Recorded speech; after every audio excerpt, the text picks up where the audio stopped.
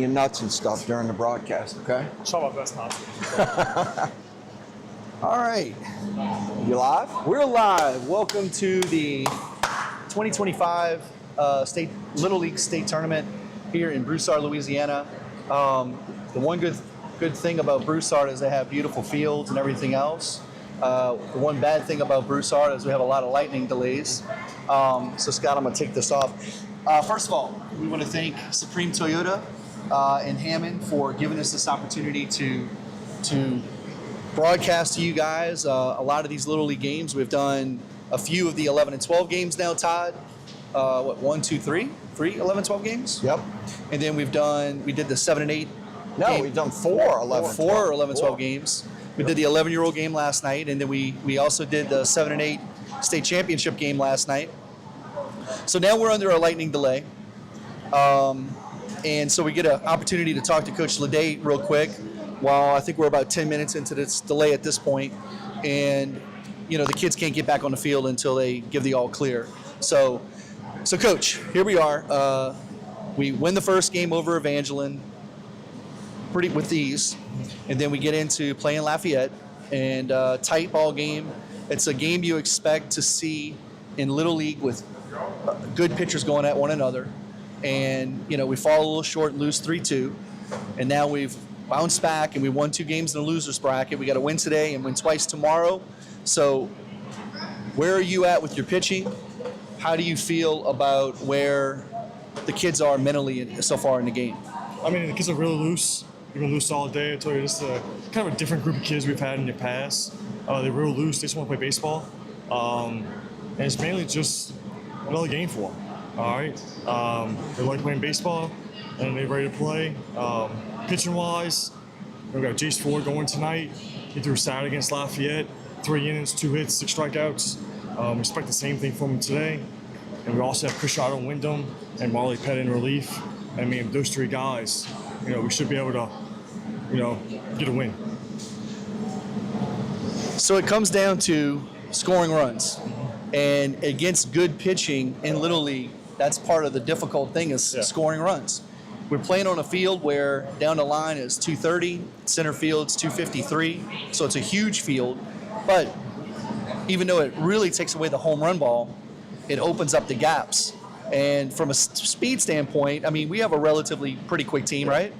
Yeah, we have a quick team, and we've been preaching the last few days in the cages, and especially today at Marucci, going gap to gap and hitters counts. That's our objective today. The boys are ready, and hopefully we can do that. So, dealing with some heat out there today, huh, Coach Scott? Yeah, it's brutal out there. Yeah, earlier with the softball games, they had to stop the games a couple of times because umpires kept going down. Yeah, and it's today is the hottest day that we've experienced yet, since Friday. Well, and so it rained earlier here, so now you have all that moisture coming out the ground, which is creating a ton of humidity in the air. And that turf, we're under heat index warning or watch or whatever, and they're saying it's supposed to be 108 to 111. I'd say that turf's at least 10 to 15 degrees hotter, so you could be potentially playing on 115, 120 degrees on the turf. Yep. So, Coach, talk a little bit about how do you keep 11 and 12-year-olds' mindset, okay, today is the most important game. The pitch, the next pitch, the next pitch, the next pitch. Because, these kids have been dreaming about maybe going to Waco for a long, long time. So how do you keep them focused on today? Well, you start on day 1 of practice. Preaching to them, small sacrifices, no regrets, 1 pitch at a time, 1 game at a time. That's kind of been our mindset, and the boys adopted it. Okay. And they know it's 1 game at a time. We're not looking ahead, looking at today. Okay. So, got to win today. Then we got to win 2 tomorrow. We've been in this position. We seem to put ourselves in a position like this a lot. So let's talk about that. But hold on, last year, Yeah. you actually were on the other side of that and had to get beat twice, lose 2 one-run ball games. Matter of fact, let's talk about that, because you brought up a stat I never even realized the other day. Since 2001, talk about what you were talking about with the one-run games and our losses. Yeah, since 2001, between State and Waco, we have 8 straight one-run losses for Eastbank 12's. So our only losses were one-run ball games. Yep, it's one-run ball games. I've been right there every game. Been right there. Just doing little things right. From even the last time we've been to Waco, we lose an extra inning game to Wiley, and then we lose. Mississippi has this phenomenal comeback and beats us to knock us out. And then started with Lafayette in 21, we lose that game, crazy game, we lose, and 22 we mentioned Wiley, Texas, and Starkville, and then 23 AP. Yeah. 23. Oh, well, it was Greater Lafayette Little League, which is no longer even around, and then Ascension Parish. Yeah, the last year. And then G&O, yeah. So let's talk a little bit about the success that Eastbank's had at the state tournament. 2014, the program starts. We finished third in state, not too shabby for a first-year program. And every year since then, from 2015, and we of course we don't know what's going to happen this year, but from 2015 to 2024, Eastbank Little League has at least made it to the state championship game. 10 straight years. Yeah. So we win today. This will be our 11th straight year playing in the Little League State Championship game in Louisiana. That's crazy. Phenomenal. That's crazy. Now, one thing we were talking about the other day during one of the games was how much more competitive the state has become in Little League now. No, I mean, specifically in our own district with, AP and G&O. But in the state in general, because looks like a little resurgence coming in from South Lake Charles with the younger groups. Lafayette's always strong with the younger groups, and they still have a team alive in 11s, and we're playing them here in 12s. And they already won, so they won the state championship in T-ball and 7 and 8s already. AP's AP, right? And then we're here doing our thing. But you throw in Sulphur, you throw in Sterlington, Shreveport's got good teams here and there. So do you agree, since you started Little League in 2020 with us, do you see that the competition level has risen as well? Oh, absolutely. Like this year, South was a very good ball club. Fundamentally wise, well coached. We just beat them. Even yesterday, Mid-City, we had some real good ball players. Yes. Pitcher, really good pitcher. Yes. And so it's not getting any easier to win these games. I think just with the Little League World Series, ESPN, everybody wants to do it. And with us winning in 2019, everybody wants to experience that. And it's making it really tough, really difficult, especially in our district. It's tough to get out. We were mentioning yesterday, if we win today, this will be tomorrow will be the third year in a row where two teams from our district are playing for the state championship. We got a mini SEC rolling, Coach. Yeah. Mini SEC, right. But with that said, winning in a tournament like this that is so difficult makes it that much more gratifying. Yeah. And it also prepares you that much more for Waco. Yeah, the last two state champion winners, AP and G&O, made it to the regional championship, and both had leads in the game. To go to Waco in a championship game, yeah. And to go to the Little League World Series. And so, G&O last year, he was on 3-0 in the fourth. One pitch away. Against the Grand Slam for Bernie, Texas. Chase LeBlanc throws the ball a little bit lower in a curveball. You probably win that game and go to the Little League World Series. And make a run. Yeah, because that's the thing, is like we know the competition here in Louisiana is preparing us for the regionals in Waco. And if you win in Waco, you're prepared to make a run in Williamsport. And I haven't looked that far ahead at those brackets. I remember I glanced at it, and I want to say we do not get a bye because there's 10 teams now on the United States side, so 2 teams get a bye. I know Southwest does not get a bye. I did see that in the bracket. Yeah, they opened up on that Wednesday, that first night. Which is great. You know what? Great, yeah. If I'm coaching a team and I make it all the way back to Williamsport, I want to play as many games as possible. Yeah. So it would be a primetime game on Wednesday night? I think so, yeah. Wow, how exciting is that? That's what you're there for. Yeah. Yeah, to play on that field. Now, look, we're talking way ahead. Right. We got a game we got to win here and then 2 more tomorrow just to get to Waco, but we're just, So why don't you set the stage on what's going on right now in the tournament, Scott? We got Lafayette, who we're playing right now. The winner of this game will go on to have to beat Ascension twice tomorrow. Yeah. So the winner of this game will have to go on and beat Ascension twice. It's no easy task. No, it's no easy task, but it's what we've been preparing for, we've been working for. We have the pitching, go there and play now. Hey, We did it in 2015. We did it in 2017, where we had to come back and win twice against South Lake Charles, who was unbelievable at the time. You know? Yeah. And in 2015, you had to get through, who was it? Bossier. Who was really good at the time. Who was very good at the time. Yeah. So, and it's all about setting up your pitching when you get into this losers bracket. And our pitching setup, it's ready to go for this. You know, we're good. Well, Coach, good luck to you. Appreciate it. Thank y'all. All right. All right, let's turn the camera around back to the field, not on us. And we'll just sit here and talk about some of the things we were going to talk about before.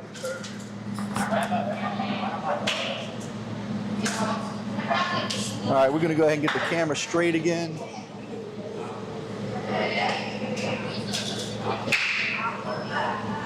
Little up, Todd, to the wall. Up. Tad to the right, Todd. All right, that's perfect. Okay. All right, let's kind of step back here and we'll talk, Todd. So, once again, we need to thank Supreme Toyota of Hammond for giving us this opportunity to do these live streams of the games. Hey, you and I, we came up here, you know, we knew we were going to have fun doing this. And I'm thinking in my mind how much easier this is going to be for me because I don't have to worry about throwing batting practice, dealing with the boys, getting their phones at nighttime, making sure they're eating correctly and all that stuff.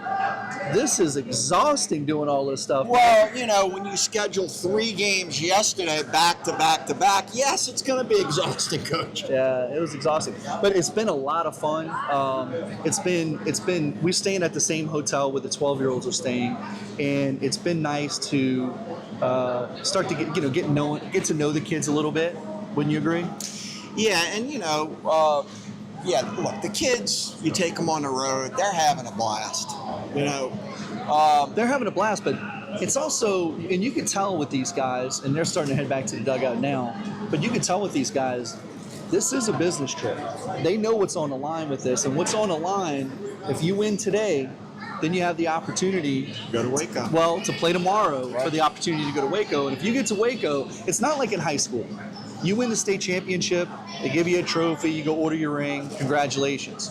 In Little League, in 11 and 12 majors, you win the state championship, you're moving on to that next step, getting closer to the mecca of youth sports, and you're also going to play on national television.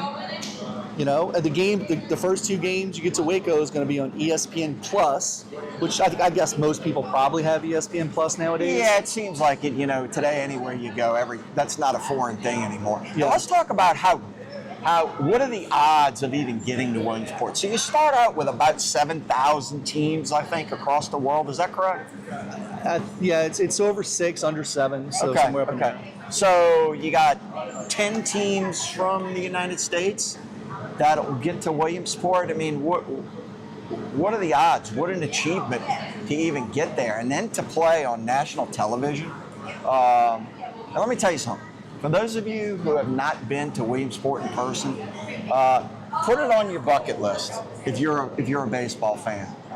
Even if you don't follow Little League, go watch it. When you see a stadium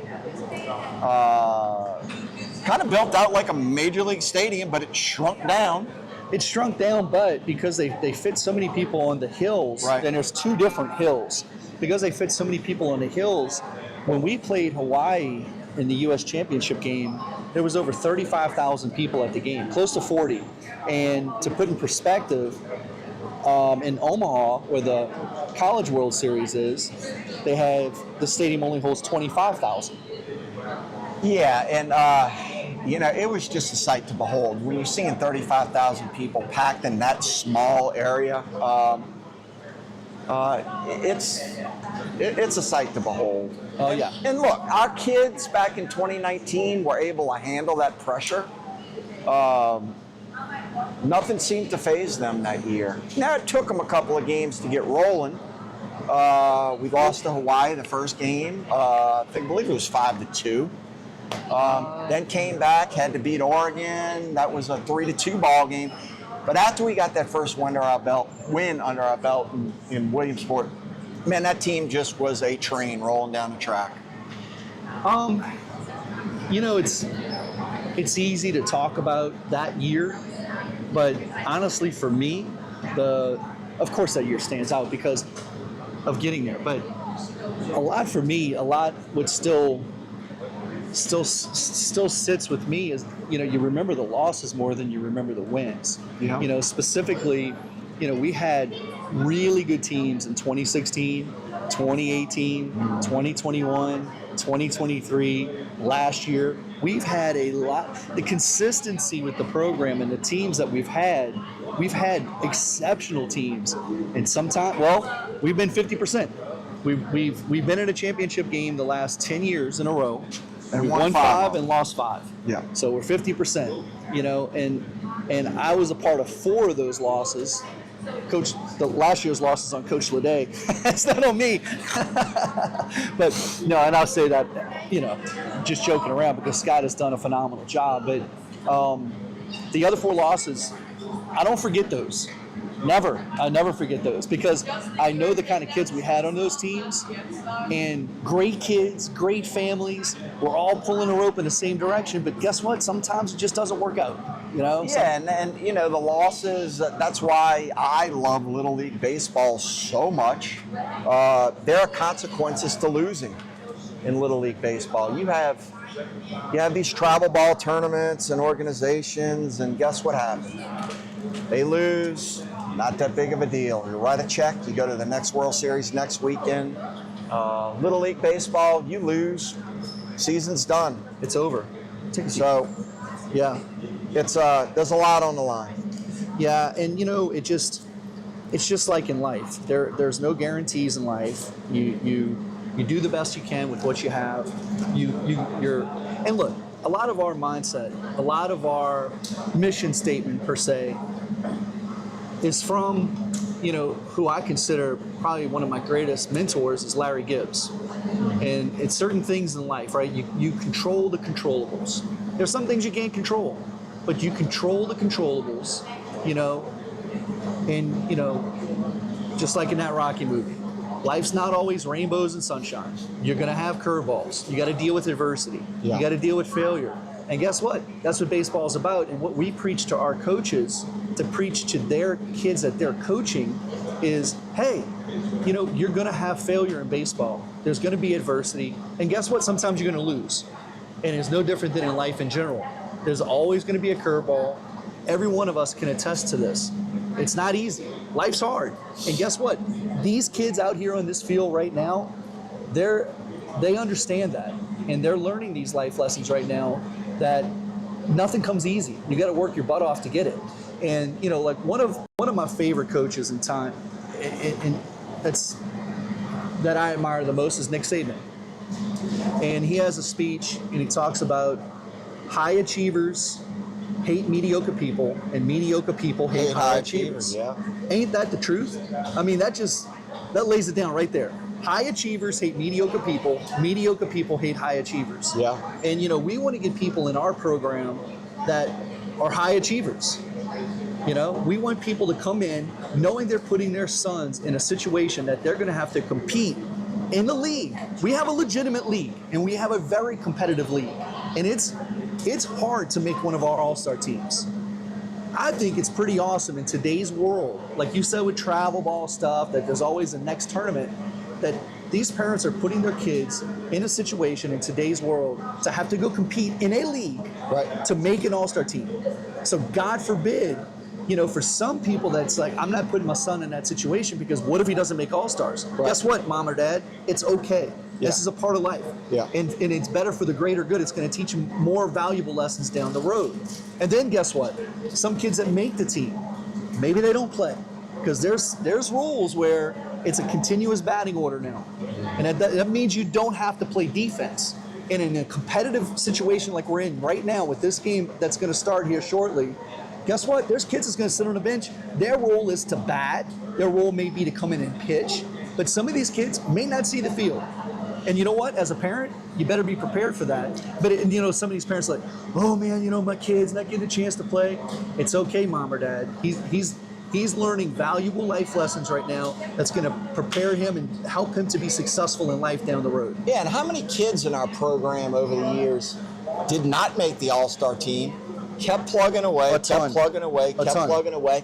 And then they wound up being a star on their varsity team in high school. And Okay. a lot of them go on to have college careers. One of them is one of them we talked to yesterday during the 11-year-old game, which is Alex Lagasse. He did not make our All-Star team.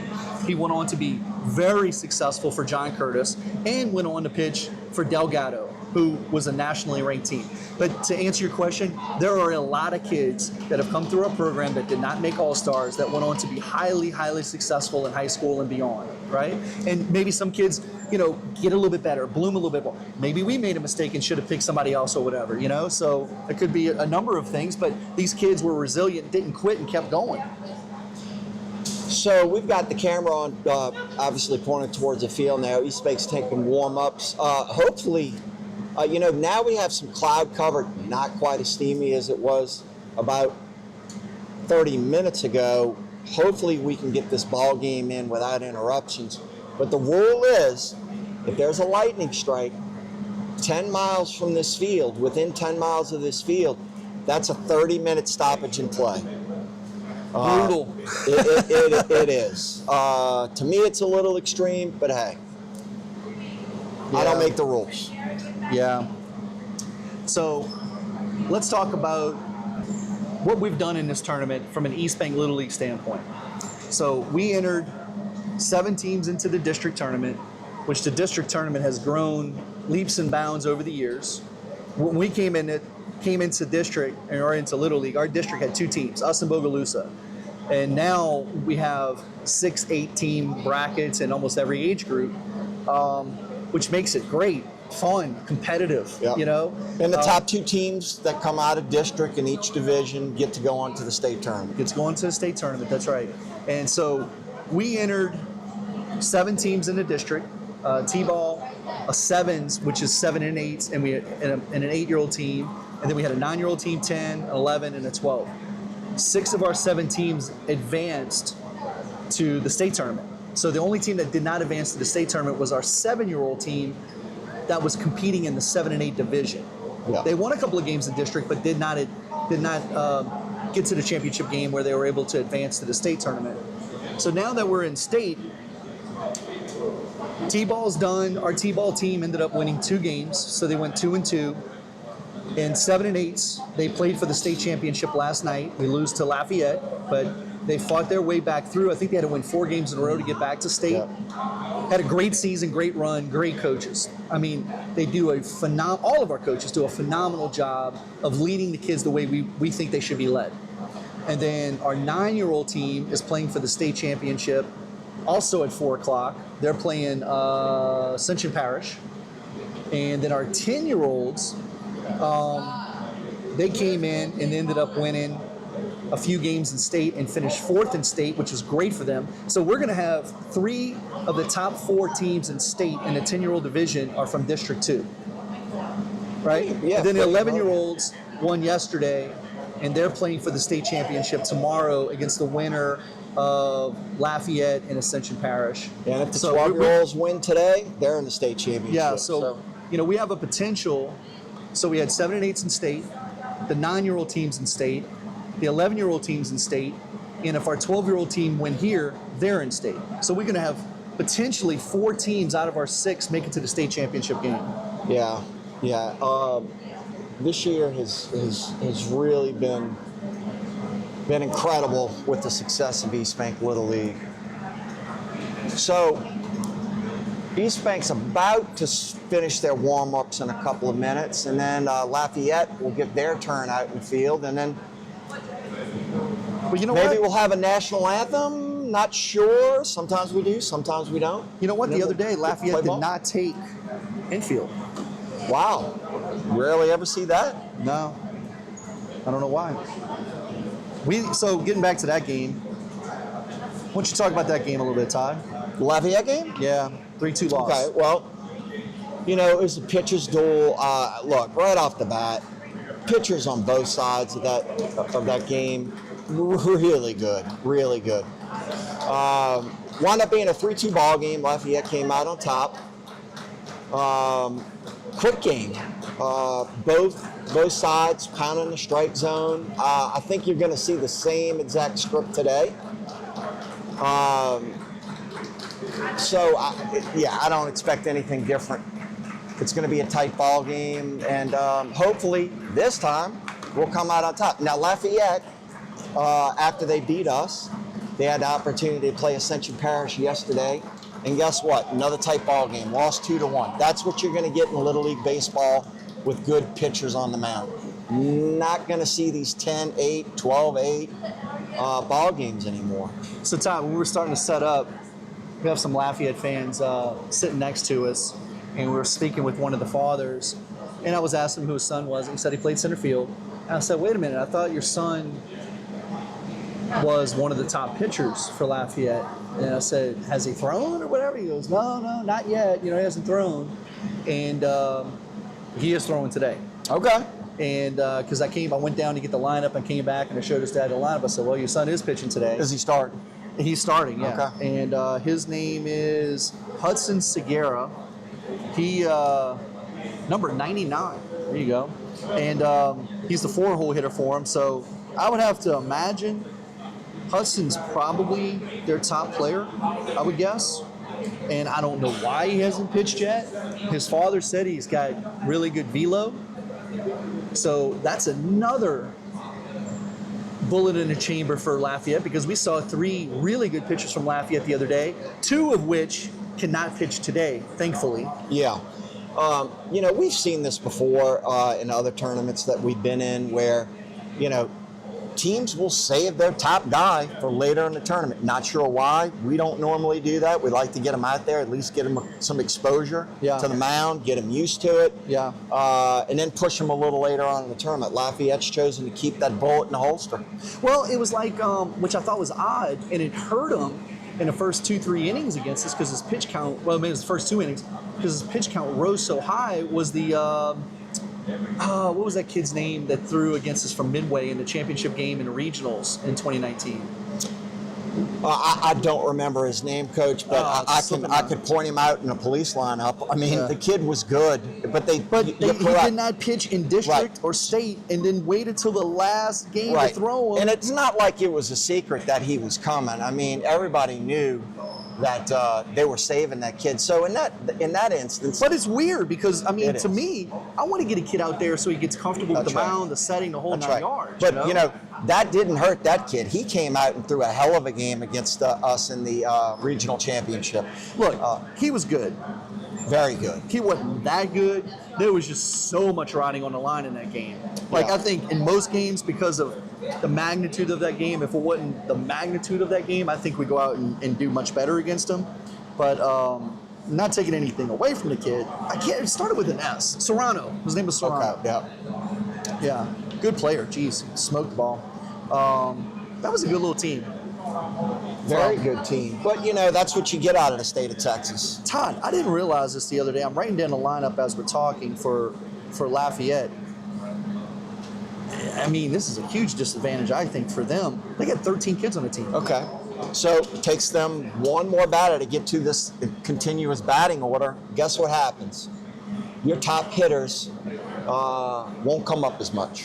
So look, Lafayette is not going to take infield again, just like the other day. Wow. Normally you don't see that, but okay. Well, it is hot out there. Coach may want to save some energy. Rust them up. I don't know. You know what? You might as well get your kids acclimated because the heat ain't going away. Maybe, typically, and I don't know anything about Lafayette. I mean, look, you say that. They're over there in the left field corner sitting in the sun on the turf, so that's wrong. But I always thought when teams didn't want to take infield, they didn't want to show us that maybe they're not that good at defensively. Well, but that's not the case. We saw this team on Saturday, and they are good defensively. Okay, the shortstop. Yes. But what a player. we didn't really do that good of a job putting the ball pressure. Right. So I don't know if we really know. Well, you agree? They're not going to have a 2-1 ball game with Ascension if they're not good. So, Well, I mean, they threw that kid that threw against the second, and that kid was really, really good. And I didn't look at any of the line score from yesterday's game between Lafayette and AP. I probably should have, but so I have no idea. I'm still shocked that they have 13 kids on this team. Wow. well, again, maybe it came down to couldn't make a decision. Carry 13. And at home, if you don't understand what I'm talking about, in Little League nowadays, they've got, let's go stand over here, Todd. In Little League nowadays, they have what's called the continuous batting order. And with the continuous batting order, everyone bats every time. So you're putting yourself at such a disadvantage because it's just, think about it, that's 2 more at bats to get back to the 3rd time. Yeah. You know?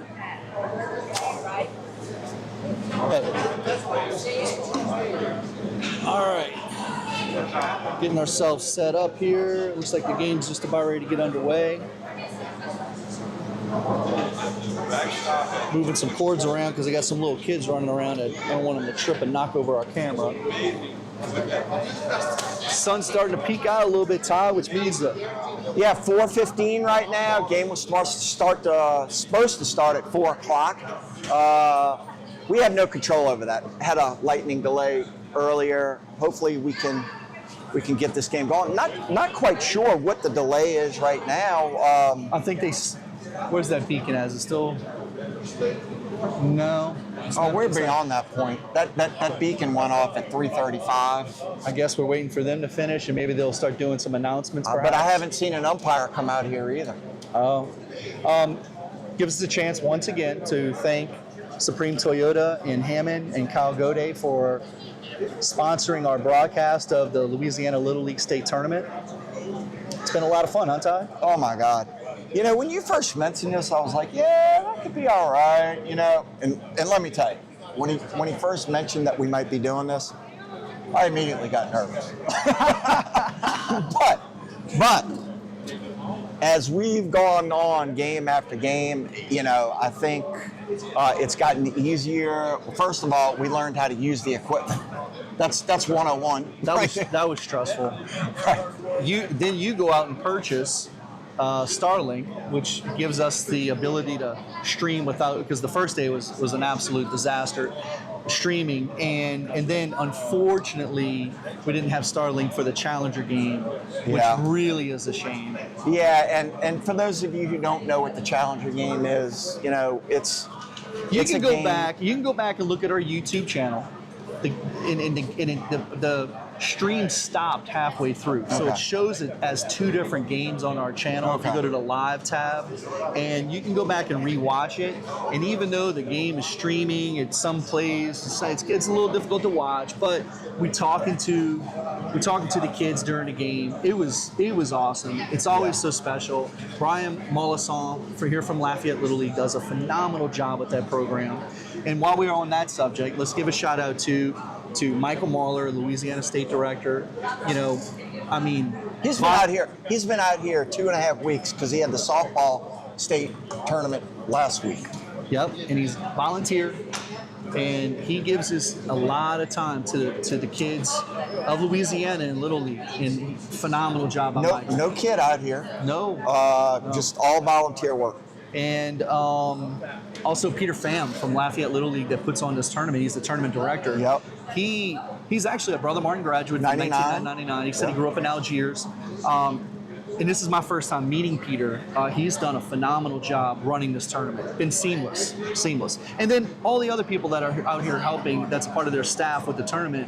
Yeah. And look, we're on day 5 now. There's been some long, hot days for these volunteers doing all this work. It's not easy work at all. And let me tell you something. They have regular jobs and careers. They are taking vacation time to be out here to get youth sports going, right? And and one of the things we talked about when we talked about coming out and doing this live stream, it's not just about Eastbank, but it gives Little League in Louisiana, it gives us an opportunity to let everybody across the country see how we do things out here and, how the competition level is on the field, how much the teams out here respect one another. Look, it's fiery competition, but it's respectful competition. Yep. We're not having confrontations in the parking lot in Louisiana with this stuff, right? Yeah. We respect one another, and we understand what's on the line here in this game. Yep. And look, we're up here. I mean, I could say, being a part of this for a long time, I'm nervous for this game, but that's good. I like getting those butterflies. Yeah. Could you imagine being the parents of these guys? Well, no, I never had a kid, play Little League. Because look at the blood, sweat, and tears that these parents have put in all this time, coming to the league games, coming to the practices for all-stars. And there's a huge financial commitment from these parents as well for their kids to get this opportunity. So, when you say the coaches, true, the coaches putting in a lot of time volunteering, and they make it happen. There's a lot of people behind the scenes from the league, the boards, and everything else that put in a lot of time. But these parents, with the commitment, financial commitment, and everything else to give these kids this opportunity, and there is a lot riding on the line, a ton. By the way, I can't. I would feel bad. I said my kids. I want to give a shout out. I know Gus is listening back home. Hey, Gus. And Maggie's in graduate school at Ole Miss, and maybe she's listening. I don't know, Scott. Well, it's funny you bring that up, because I was going to give a little shout out to my wife for, encouraging me to come here and do this with you. So I left my wife back home, and I know she's been listening to all the games and enjoying the stories and everything else. And thank you, Susan. I love you. And Miss Sealy's been listening. Aunt Robin's been listening. I know my girls have been listening. Ainsley was in Toronto a couple of days ago, New York yesterday. I think she's in the lovely city of Wichita, Why don't you Kansas. tell the audience what your daughters do, which is incredible. So, have two daughters. Didn't have any sons in this program, but both of my daughters are pilots. They're pilots. So, very, very proud of those kids. My oldest one's married, and the other one is On her way. maybe. You never know. And I love my son-in-law and potentially my future son-in-law. Yeah. And you know what was special? Last summer, when we made a decision to come back and bring that 13-year-old team, to give it a shot for the intermediate league, and I had Chris Scheck-Snyder from Dutchtown came and coached with me, who's just a phenomenal, awesome dude. I love Chris. I love his family. He's married to Tori Steiner. I did not know that. So Elmo is his father-in-law. Wow. Okay. Yeah, Todd, all of them. So Elmo from Rummel, and I guess he was at Grace King and EJ. Yeah. So so I didn't know if you knew that, how that tied in. I did not. So Tanner is Elmo's grandson. Okay. How about that? Okay. How small of a world I it would is. have loved to have had Tanner play on our 12-year-old team. I'm just sitting there shaking my head. No kidding. So, but I had Ryan and Riley coach with me too. So how special was that? Yeah. And Ryan, he's a pilot for United. Frank, he's blocking the. Jeez, and Frank's putting the speaker in the metal chair in front of Starlink. Leave it to Frank, buddy. Hey, Frank! Don't put it in front of the Starlink!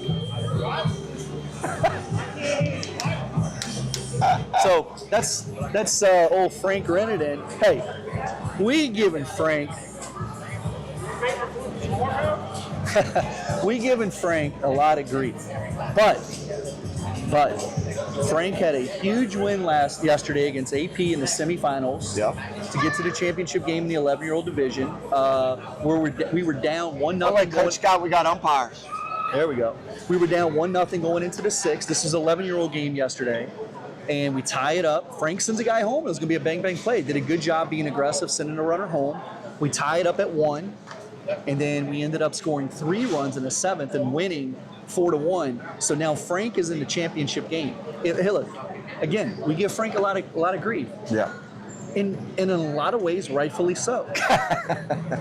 Well, if you saw his golf swing at Top Golf. Oh my gosh. We got to figure out before tomorrow how to add these things to where we can add it to we can hey, like press a button and like everybody's looking at this golf swing. We need to figure that out. Frank don't even know we have that. Frank knows we have the other pictures of him, like eating a big giant bucket of popcorn with the gallon of butter and the onion rings with about a pound of ketchup on it and all that kind of stuff. But again, a lot of grief to Frank. If he wins tomorrow, he can win 2 out of 3. Even though he went 2 in Q last year in district, right? This fool could win 2 out of 3 state championships. Good. And again, I mean, can we still give him grief if he wins you tomorrow? know, and Frank, the answer is yes. For those of you who don't know, Frank, you know, he runs our Little League organization throughout the year, really. Well, Frank is an excellent ambassador for Eastbank Little League. Him, Shane Smith, and Scott Leday do an unbelievable amount of work throughout the year to make this program work. Those are the 3 guys that make this thing go round. It's them, right? And then, like, one of the things in our organization that I didn't want are we have votes on all of this stuff, but the one thing is to have influence from guys like the Larry Gibbses of the world that create that mindset. And, you know, one of the best words I've ever learned from Larry is it's equanimity. Okay? You ever heard of that word? I've heard of it a couple of times. Yeah. Okay, you're lying right now. You never heard of that word.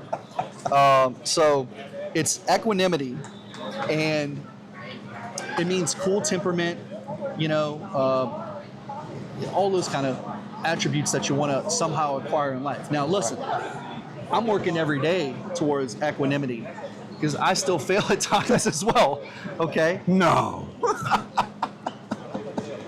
But I try to do better, and Larry Gibbs has instilled a lot of this stuff into me, right? Okay, so let's set the stage right now. We're about to get this game underway. I know Eastbank is batting first. Hopefully we can get a couple of runs this first inning and put some pressure on Lafayette to get it going. Well, we talked about it the other day. We talked about it when we lost to Lafayette after the game, that if we can get ourselves to this game, we would be playing a team coming off of a loss, right? And we're coming off of a win. And we would be coming off of 2 wins, playing a team coming off of a loss. Lafayette had a tough 2. We didn't see the game because we were playing at the same time. But Lafayette lost 2-1 yesterday to an AP.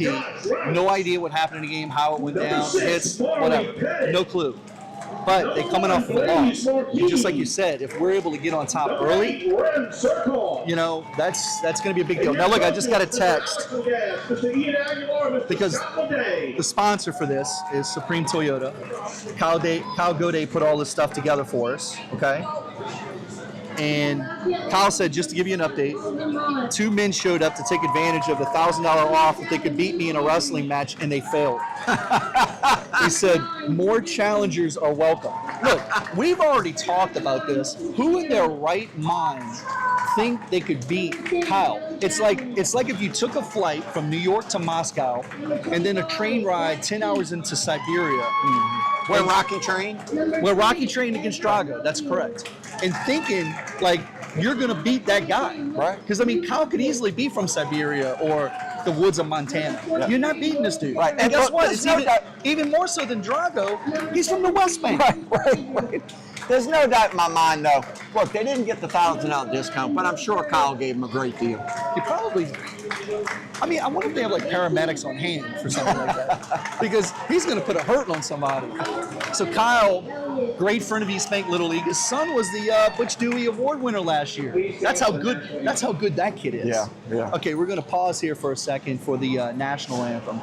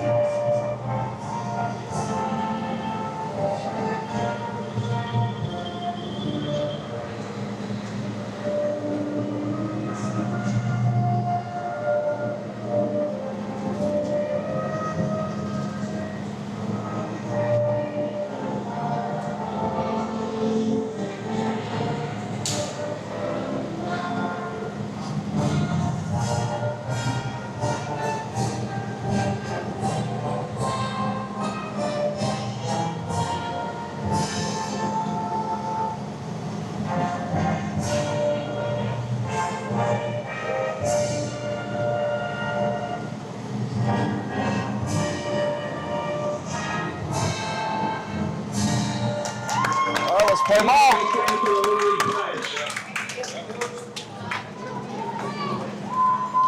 I trust in God, I love my future, and will respect its goals.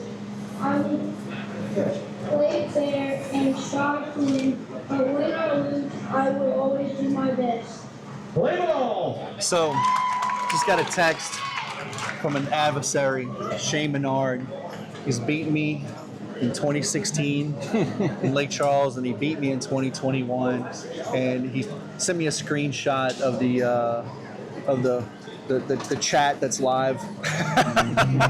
So Shane, just go ahead and type it in. You're like, whatever your record is against me, you got me, buddy. I don't know what to That's about one of the only ones that said success. Yeah, against he Coach. got me. There's no doubt about it. Shane's a good dude. Musician here in Lafayette, Todd. Look, we said this a couple of times. I really like these Lafayette uniforms. And I love our uniforms. Yeah. But the Lafayette uniforms are super cool.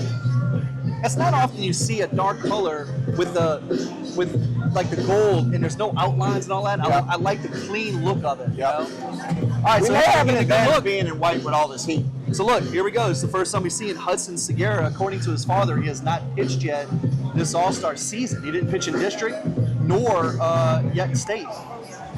Nice, smooth delivery from what I've seen so far. Yeah. Tall kid. He's typically their center fielder. His dad was telling me his daughter plays softball at St. Thomas More. I didn't realize it was a co-ed school. Now I'm thinking about it. I didn't know either. Let me make sure that's right. You stand right here. Excuse me, 1 second. Well, hey, Dad. You said your daughter's was at St. Thomas More? Warm-up pitches. Okay, I didn't realize it was co-ed. Oh, no. We'll get this game underway. I didn't know the school was co-ed. Oh, yes. So it's not like those Big schools kid up on the north, mound for like Lafayette. the area where they got just boys Yeah. and just girls. All right. And, very smooth delivery. That's right. Dominican mom problem. Correct. All right. Not a lot of wasted motion. Okay, so there you go. St. Thomas More is co-ed, and it's his son that's pitching. Could you met? Well, let's ask him. Hey, as this game's getting All started, right, you're live. leading How's off your Eastbank, nerves? Spencer Off Curl. the chart. There you go. There you go, just like we said. So start leading it off for Eastbank Little League is Spencer Curl. Yeah, the nerves in this stands for these parents, Todd, goodness gracious. Now, Spencer's got elite speed. Elite speed, yes, elite speed. This kid is one of the fastest kids I've ever seen play for Eastbank. Little League in general, Todd. Okay, this kid's throwing hard, so 1-1 count. Again, this is the first time we're seeing this kid. The 3 pitches Lafayette threw against us the other day were all exceptional. Okay, ball outside. We're starting Jace Ford. He pitched second against Lafayette the other day, and he has an exceptional curveball and good velo. So we got a 2-1 count. Here we are in the top of the first inning. This is the Louisiana Little League State Tournament. That's going to be trouble. Good play by the pitcher. You can tell how quickly Curl got down the line. Any kind of bobble on that play, he's safe at first. Did you see Colin Johnson? The pitcher had great technique right there, and the way he moved his feet did a really nice job because he knows how fast Curl is. So there's no room for mistakes there, like you said. So now batting for Eastbank is Colin Johnson. Looks like he's not playing in the field to start the game. And Kyle Johnson's one of our 11-year-olds on this squad. Yeah, Eastbank has 4 11-year-olds playing, most we've ever had on one team. So early on, he's thrown, that's his 3rd ball, and they've kind of like pretty far out the zone. So the pitcher's, I'm sure, amped up considering he hasn't thrown in All-Stars yet, and it may take him an inning or so to really find his groove. That's why you got to get on him early. Yeah, so he missed outside there. So we got a 2-0 count. There's 1 out, nobody on. This is the top of the first inning. The winner of this game advances to the championship. Oh, that's over his head. That's over his head. Oh, Coach, bounce off the wall. That's a stand-up double. And again, if we're playing on Little League field dimensions with normal fences, that's a home run. That's a home run. I mean, if you figure down the line's 230, and center field's 253, and that was a little shaded to the gap, so you figure it's probably close to 240, and it's short half the field, the fence. So that ball is well into the hill at Williamsport, to put it in perspective. Okay, so now I'm batting for Eastbank is Cristiano Wyndham. Again, huge for us to get on top here. Look at the gap in right center field. Look how deep the center fielder is playing. And look, that's not just typical center fielder because he's pitching. Oh, that's another drive. But they're so deep, it's going to drop. That's another home run that would have been way out. Yeah. That's a stand-up triple for Cristiano. Wow. RBI. Wow. Two very hard hit balls. Would have been 2 home runs. Would have been 2 home runs. Yeah, and that's the thing I hate about playing on this field. And look, they're playing deep, and he still couldn't get to the ball. All right, mound visit by Lafayette's coach, just trying to settle him down a little bit. You know, look, the kid is great velocity, but he's a little amped up, coach. This is a big spot for a 12-year-old. Yeah, and again, it goes back to what we were talking about earlier. It's before we get to these games, I like to get my guys on the mound. I don't care who we're playing and what the score is. Just get them on the mound and get them used to the setting and the situation and everything else, I think it's a tough spot to put this kid in. And look, the coaches may have their reasons. Maybe they plan to. Well, they're playing to win the tournament. I know, but what I'm saying is like earlier on in the tournament, maybe they were going to the next inning and they 10-run rule the team or something like that, But now batting is Charlie Bartlett. He's the third baseman for Eastbank. That's outside.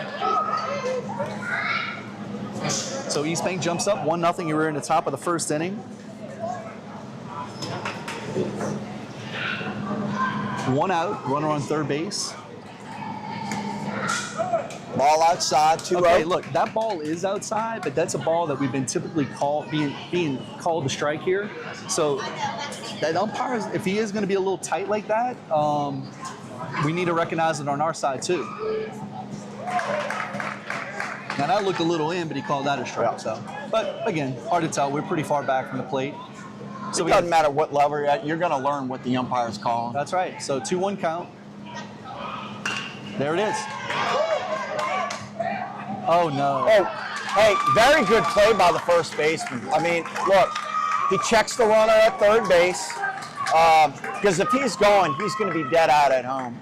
And then he gets the out at first. Yeah, that's Jack Kiff made a really nice play for Lafayette because realistically, I'm running there. Yeah, I'm making him get off his knees and throw that ball to home plate. Yeah. He should have been on his way at contact. Because he was on his knees. I'm making that kid get up and make the throw, and the catcher make the catch and the tag. Foul ball. So now batting for Eastbank is the catcher, another 11-year-old, Jonas Krapel.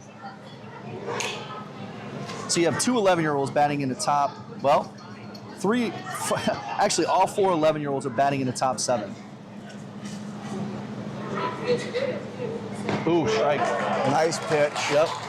Nibbled on the outside corner. It's hard to tell what his velocity is. My guess would be upper 60s, close to 70, I guess. 0-2 count, 2 outs. Runner on third. Eastbank's up 1-0. Great play by the first baseman to keep the run at third. Oh, that's out. Hey, look, that's an important take because ball's out. And now it becomes a pitch count issue, right? So, well, every pitch counts, as far as the pitch count goes. Yeah. So, I'll take it.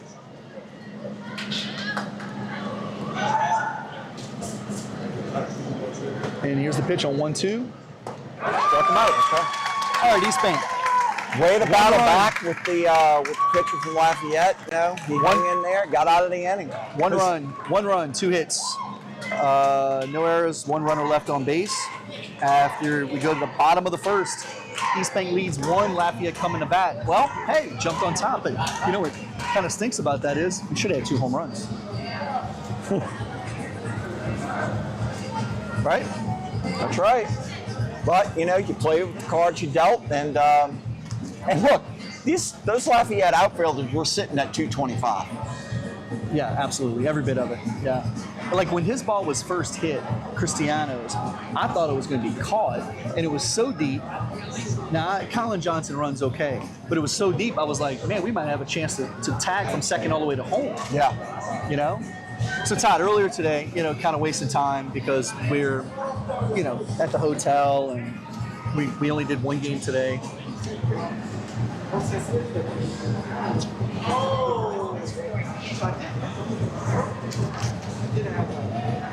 So we only did 1 game today, so we went and played pickleball. So I'm used to where I play pickleball, it's outdoors and it's always sunny, so we wear hats. So we were playing indoors and you weren't wearing a hat. Right. And this was the first for me. There was a play where you hit a ball up and I peeled it and cracked you right on the forehead and the ball went up about 50 feet in the air. Yeah, and he did it on purpose. And for those of you who don't know what a pickleball, it looks like a wiffle ball with holes in it. I've still got a couple of dots on my head. You know, Look, and listen, no apology, no, oh gosh, Todd, I'm sorry, none of that. It was pure laughter for 5 minutes. yeah, that is true. That is true. That was the first for me. I'm not trying to intentionally hit somebody. I mean, I was trying to hit you, but like typically when I play, we might hit somebody in the leg or a chest or something like that. But that was my first time ever smoking somebody in the forehead. And again, if you're wearing a hat, it wouldn't have had the same effect. But the fact that you didn't have a hat on and I smoked you in the forehead, and then how high the ball went after that. Yeah, I think it might have gone over the other net. So whatever I can do to make your day. It actually, very enjoyable. All right, here we go. On the mound for Eastbank is Jace Ford. Leading it off for Lafayette is Oliver Mott. And starts off with a strike. All right. So bottom of the first inning. This is a semifinal game. Winner goes to the championship tomorrow.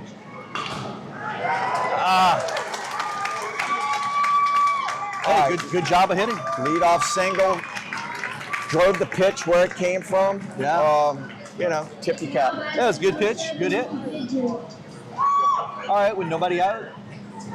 Lafayette with the runner on first. Now batting for Lafayette is Luke Hidry. He is their catcher.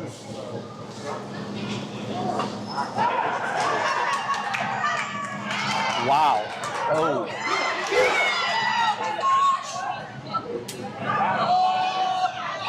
Got him.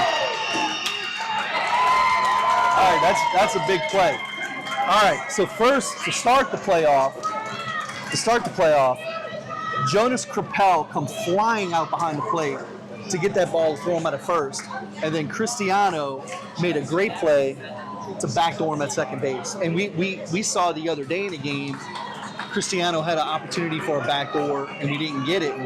He took advantage of that one, and that's huge because they would have had a guy on second base with one out in scoring position. Now 2 outs, nobody on base.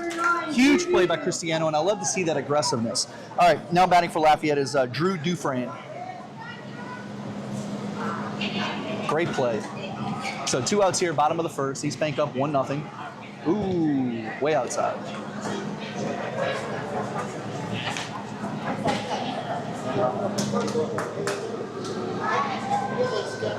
Ford's curveball is so lethal. If he just stays within himself, he's going to do just fine. On that pitch, he just overthrew it. That's a strike. Again, thanks again to Supreme Toyota and Hammond for giving us an opportunity to live stream these games at the 2025 Louisiana Little League state tournament. He's not finding his curveball right now. He's way off. So we got 2-1 count, 2 outs. That's going to be foul. All right, 2-2 count, 2 outs. Pitch count's way down right now. And now look, Jace Ford, he's going to go. They're not going to do no 20 pitch with this kid. This is his game. This is his ball. Go get him. 2-2 count, 2 outs here, bottom of the first. That's going to be out of play.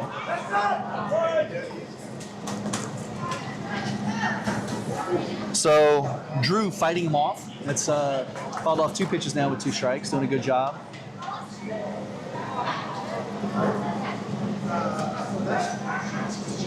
Be nice to get out of here.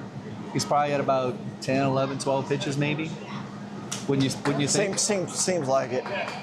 We'll get an accurate pitch count at the end of the inning. And again, you want to stay, 15 or lower. Nice. There's his curveball. There it was. There's his curveball. Finally found it. All right, for Lafayette, no runs, 1 hit, no errors, no runners left on base after 1 inning of play.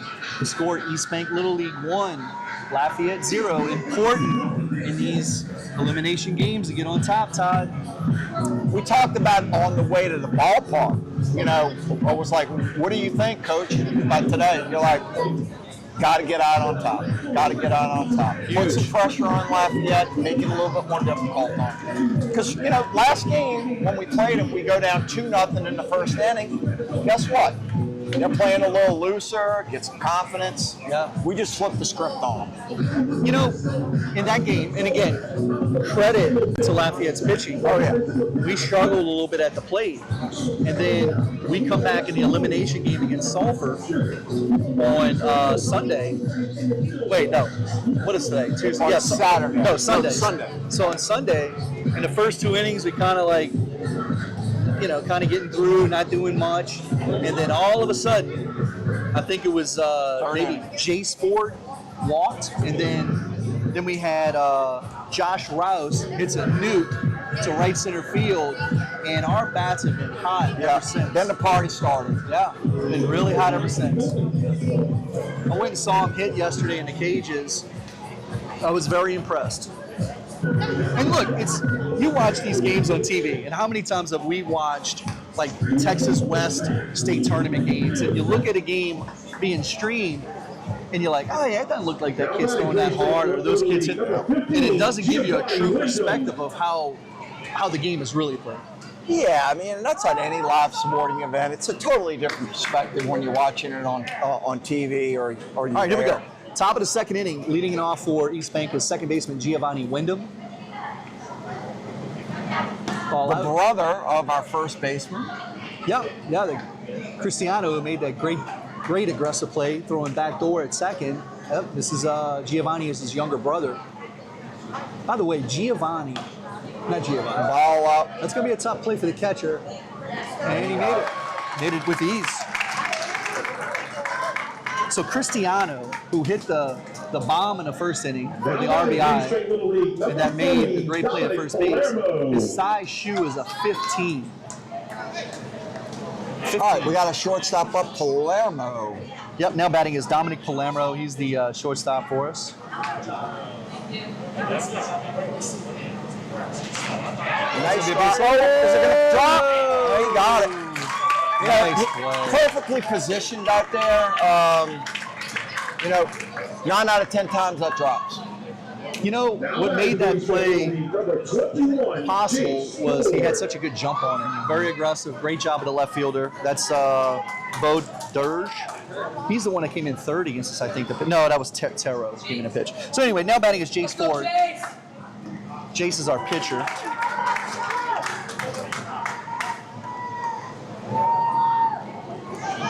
So we drove up his pitch count in the first inning, but if he gets out of here now, okay, single or left field. I was just about to say, if he would have got out of there right there, I don't know what's going to happen with this next batter. He would have leveled out that pitch count. That was a nice hit by Jace. Under control, and guess what he did? He followed through with two hands. Yeah. Now batting is Josh Rouse, and we can say Josh is the one that's kind of gotten us. Coach, I don't know why they are playing him so shallow in the outfield right now. Yeah, I know. He's strong kid. Oh, that's a double down the line. If that gets by him, that's going to score a run. Josh should stop at second, and he will. And what did I just say? Wow. What did I just say? Wow. The 2-out rally, Coach. They were playing way too shallow in the outfield for that. What a job by Josh. And again, our hot hitting has been a result of Josh getting it started the other day against Sulphur. So that's a stand-up double RBI. Now batting is Marley Pettit. He's our left fielder, one of our relief pitchers. That's a good pitch. Umpire missed it. Look, this kid's throwing hard. Yes, and he I is. said upper 60s. I gotta say he's got to be slow 70s. I think he's in potentially. the upper 60s. That pitch was hard because it looked like he reached back for a little bit extra right there. This kid's got great form, Yes, he does. Great form. Like, if his sister played softball at St. Thomas More. And by the way, the dad was saying she's getting a scholarship to go play at Southern Miss, which where one of our former players, Giardina, pitched this past year at Southern Miss, and she pitched for us at Eastbank and went to 2 World Series. Oh, she was part of 2 of them, huh? Yes. And she's at Southern Miss. So I would imagine this kid's going to St. Thomas More. I think they won a state championship in select Division II this past year. All right, Marley, just keep your head in there. All right, we got a 2-2 count. There's 2 outs. This is the top of the 2nd inning. Eastbank is now leading 2-0. Eastbank has 4 hits, Todd. Hey, make a play. Kind of bounced up on him. Threw it away. It's over his head. Another run's going to score. All right, 3-0. You know what? You put the ball in play and make them have to make a play, but I'm going to tell you what, Scott Leday, if they get past this game, he needs to get up in the morning and work some sliding techniques with Josh. When he slid right there, it took about 5 seconds for his feet to actually hit home plate. Yeah, he's sliding too far away. Coach, with another visit, Todd. So, tell me about the rules on this. Is it 3 mound visits in an inning, or is it 3 mound in a game? I'm going to be honest with you. I wasn't a mound visit kind of guy, and I was always. I think it's your 3rd visit. He's got to come out. Okay. Maybe if Dreads is listening from Pearland, maybe he can text us and let us know. If anybody knows that rule, it's Coach Dreads. We learned a lot from Mr. Solomon. Yeah, we did. In Waco in 2015 and how they handle business And there. what an incredible team he had at Pearland in 2015. He's been in the World Series twice. All right, now batting is Blaze Markey. 2 outs here in the top of the 2nd. The ball's up. You know, Andrew, coach, it's Andrew Solomon from Pearland, has done phenomenal. And again, we contribute a lot of our success to, a blueprint from Lafayette Little League, right? Yep. We've talked about that a lot. And well, who's the first person you called in 2019 when you were going to Williamsport to get some advice? Andrew Solomon. It's Andrew Solomon, Coach Dreads. I mean, look, we can say Andrew Solomon all day. We know him as Dreads. That's right. 1-1 count here, 2 outs, runner on 2nd. Ground ball to shortstop. That kid is smooth, that shortstop, Yes, and he we've been is. talking about him the whole tournament. He's good, man. All right, hey, that's huge. 2 runs for Eastbank on 2 hits, 1 error, 1 runner left on base. As we go to the bottom of the 2nd, Eastbank. Hey, this is what the doctor ordered. We're up 3-0. Huge. Look at Frank dancing down there.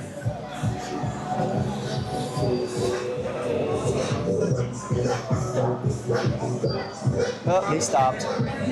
There he goes. Hey, Frank! Frank!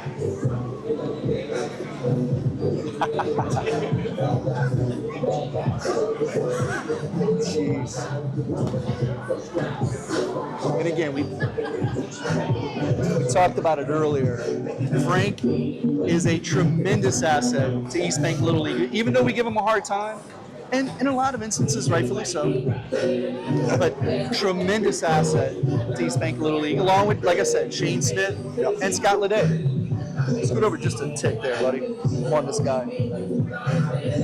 You meet Frank, and there's not another one like him out there in the world, but you'll absolutely love him too. Well, so Frank is, I think, a lieutenant, and he's over the detective bureau with the Jefferson Parish Sheriff's Office.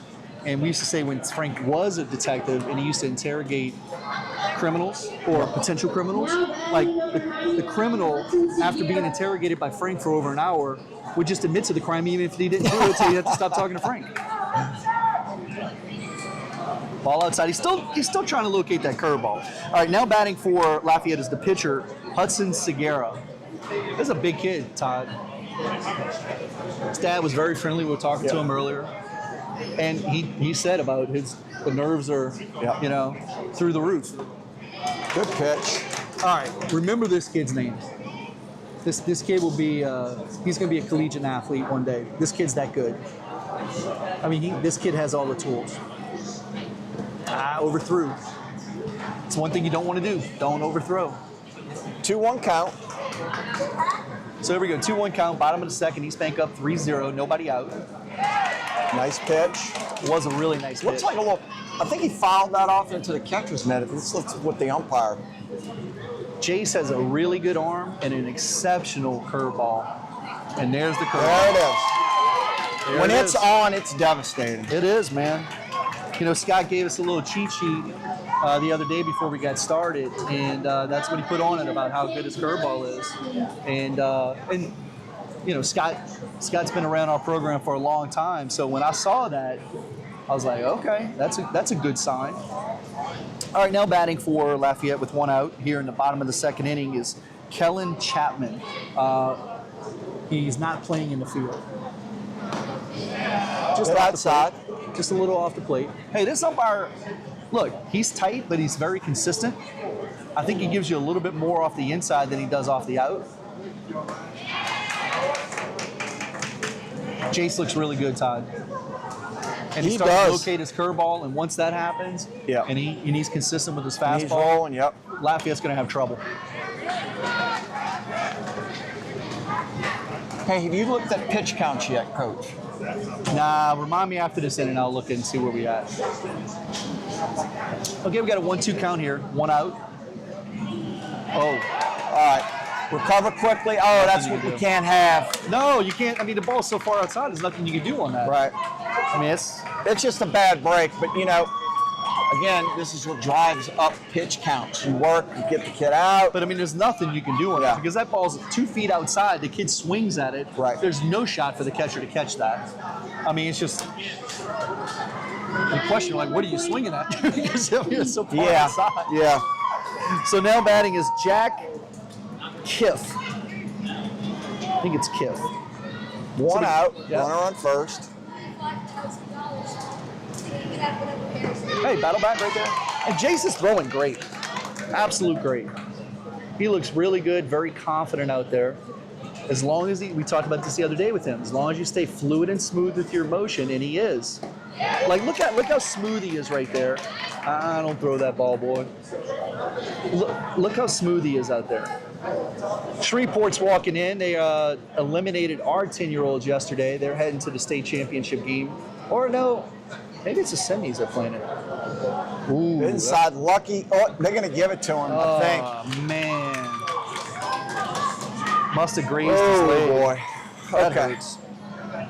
That was with 2 strikes, too. Coach Leday going out there to speak to the ump. You can speak to the ump all day long. Yeah, There's no... no video or anything on this to replay it.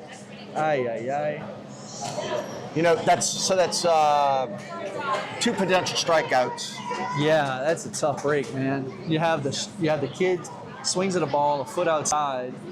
There's no way for our catcher to catch it. It's a strikeout, but he gets the first because the ball gets to the backstop. And then that pitch there, the kid's about ready to swing, holds up like he should, and then the ball must have just, barely grazed his leg.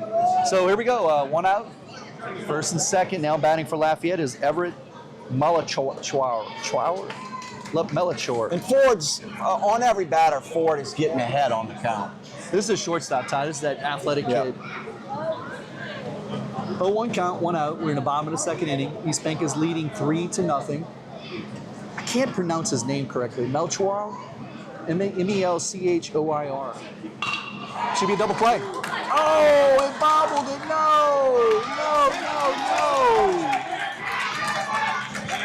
Oh, my goodness gracious. Well, at least we got the out there without any damage done. But that was a tailor-made double play. I didn't think we had any outs. I was like, oh my goodness, but at least, like you said, we got an out. I think the kid rolled over the base and we tagged him off the base, I think what happened. I mean, no, the coaches aren't arguing or anything. So we're fortunate in that situation right there to at least get an out, even though tailor-made double play. Tailor-made, yep. Yeah. Okay, so we have 2 outs. Now batting is the second baseman, Luke Woodruff. Boy, we get out of this, Todd. Okay, first and third, it'd be interesting to see if Lafayette puts anything on. Down 3-0, I doubt they do. I mean, the kid on third base, that's Chapman. I mean, I think he's an average runner. I don't think he's one of their quicker guys. I'd be surprised if Lafayette tries to put anything on here. All right, nice and easy. Makes All right, we got out of that. All right. So we have no runs, no hits. I guess it's no errors, and 2 runners left on base. After 2 innings complete, Eastbank 3, Lafayette 0. So let's check pitch counts, Todd. All right, let's see where we at here. So big, though. So big to get on top early. And look, maybe our kids are starting to relax a little bit. And you're getting into the 3rd inning now, where now Lafayette's kind of looking at the scoreboard. And I know it's only in the 3rd, but these Little League games go by fast. Yes. And you're starting to look at that scoreboard. Trust me, because I know. I've done it a million times. The breeze feels great, Todd. Absolutely wonderful. Let's hope to God we have no more lightning strike delays. Those are brutal. What's that? Lightning strike delay. Oh, man. That's You know, 30 minutes. Yeah. Woo. We've been out here with blue skies. The siren goes off, and you look around, you're like, Yep, I know. All right, here we go. Jace Ford, 2 innings pitched, 25 pitches. okay, that's right, kind of where you want to be. Exactly, even less. Yeah, it's great. And then Hudson Segura for them, he's still good. He's at 30. So he's Well, he had 15 per inning. Yeah. So he's good. Now batting for Eastbank. And both of them are gonna go. Warren Circle. So now batting for Eastbank, this is our 12th hole batter, Warren Surkoff. He's proven to be powerful, hit the ball Yep. deep. Not He's your also typical- shown to be one of the better drag butters on the team. Ball You know, out.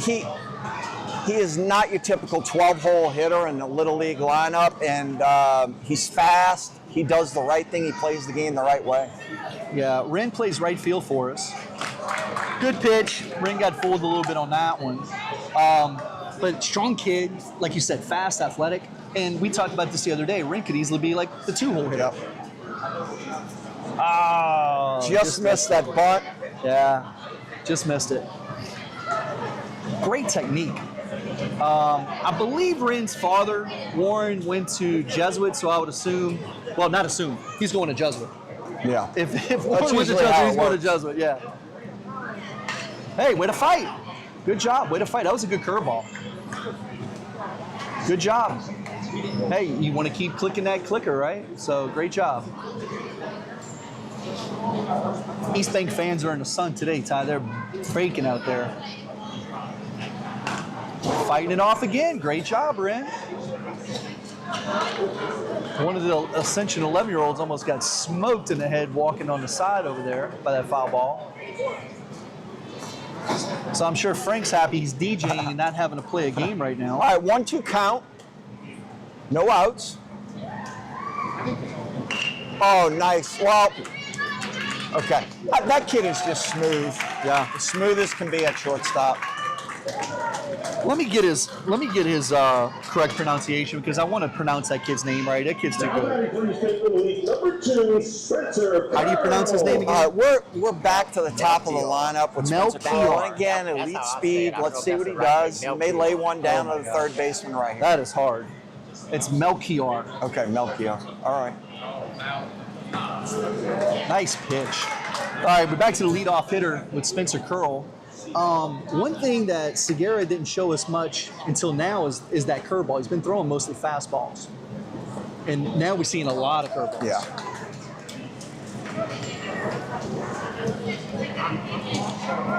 Looks like he settled down. He has settled down. But that goes back to the same thing we talked about with the kid. That's out. He rung him up, but the catcher was set up way outside, but didn't have to move. You know, the umpire just rung him I up. mean, come on. That's not even close.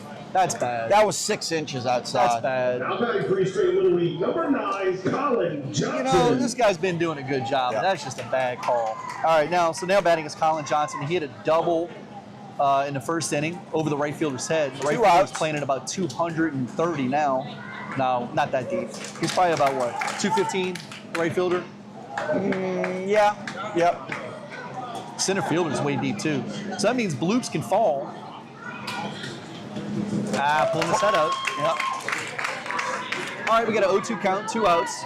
You know, you can tell Lafayette has definitely gone to off-speed stuff right now. I mean, predominantly curveballs. Look how and far out changeups. he is.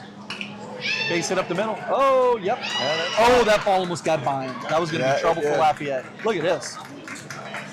Holy cow. And hey, we talked about this earlier. The pitcher is the starting center fielder. Okay. So I don't know where the center fielder that's playing center field now, where he plays when he, but he's normally not the center fielder. And you know what? Even if we don't get So a Colin Johnson's now 2 for 2. Now batting is Cristiano Wyndham. He's the one who hit the bomb, the triple in the first inning that scored our first run. Let me tell you how important that hit was with 2 outs. Even if we don't get a run across here, you're driving up the pitch count for Lafayette. That's right. Well, hopefully we drive it up more than just one pitch on this pitch here, Todd. Oh, that's a shot in the gap. That's going to go down. Get by him. It got by him. That's going to score another one. And look at Cristiano already at third base. Oh, my God. If you think he can't run, look, the strides on that kid are like secretarial. So that is his second triple, stand-up triple. Yep. And you could see off the bat, like the center fielder it was not his fault, but where that ball was tailing off and the way it was going to land, he was in trouble. Yeah. You could just tell, like, because of turf, right? You're playing on turf. And you don't see many triples in Little League Baseball because the fences are so short normally, but now these fences are way back. So now kids can run for days. Now batting is Charlie Bartlett. All right, put it in Hey, play. be trouble. You gotta make the the third play. baseman make a play. All And right, he he did. does. All right, so hey, with 2 Got outs, another run across. Eastbank comes up with 2 hits and add another run. Yeah, Just 4-0. one more run. So we had 1 run on 2 hits, no errors, and 1 runner left on base. So as we go to the bottom of the 3rd inning, Eastbank 4, Lafayette 0. Man, so you've got our 2-hole Colin Johnson's 2 for 2, a double and a single, and Cristiano Wyndham 2 for 2 with 2 triples and 2 RBIs. Yeah. How many hits do we have so far? We got 6 hits in 3 innings. Okay, how many did we have the whole game against Lafayette on Saturday? 4, but I know 1 was a bunt. It might have been 2. And I think 1 was a bunt, and then 1 was kind of like a tweener that we gave a hit. Okay. So obviously our bats have come alive. Thank goodness. And look, we talked about the pitchers the other day with Lafayette. This kid is just as good or better than those guys. It's all a mental thing. And sometimes when you get on these rolls, and like you look at the big picture, like, oh well, if you get to Wednesday, you got to beat AP twice. Right. Well, that's okay, because when you get on these rolls and you're this hot, you don't want to stop. Like right now, Ascension has the day off, which okay, good for them to reset they're gonna have all their pitching for tomorrow, right? Yeah. But you know what? I like to keep rolling along. He told me, Melchior. So there, hey, Mom, come here. How you doing? I'm Scott. Amazing. How are you? Your son is a player. He's all right. Where's he going to high school? We'll see. She's not giving away any secrets. NIL. It's getting down to high school level. Well, we've been watching him, and oh my goodness, he's a phenomenal little player. Now, is he 12? Yes. He turned 12 on 12/12. Wow, how about that? How about that? Well, so now batting for Lafayette is William Tarot? Tarot. Okay. And so you have a couple of schools your son may be looking at?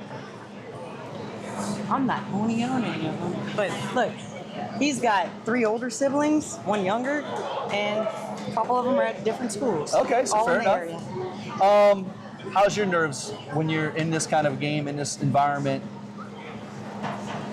This isn't the end all. He still plays other sport. I'm not worried about this. Love it. If he gets to the next level, that's great. But he's still got the next thing.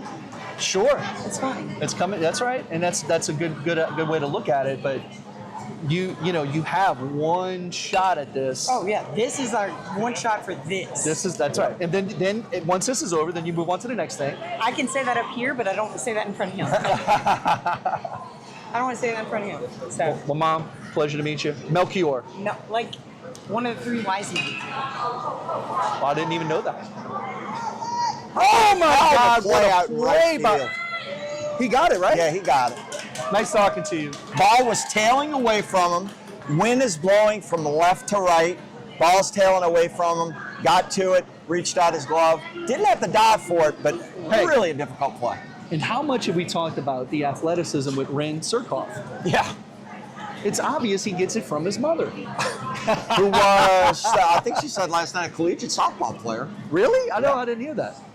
Actually, I don't think his mom No. was. I was that's thinking of Curl's Curl's mom. I'm Yeah, sorry. that's Curl's mom. Okay, now batting for Lafayette is Luke Landry. He's the third baseman. Base hit to the left field. Nice job by Luke. Nice hit. All right. You know, simple things. Our left fielder got down on one knee, made sure he stopped the ball, right? Sometimes you're lazy, ball goes through your legs, and then what happens? You got a double or a triple. Marley's got high baseball IQ. All right, now batting is their left fielder is Bo Durbe. Ooh, okay.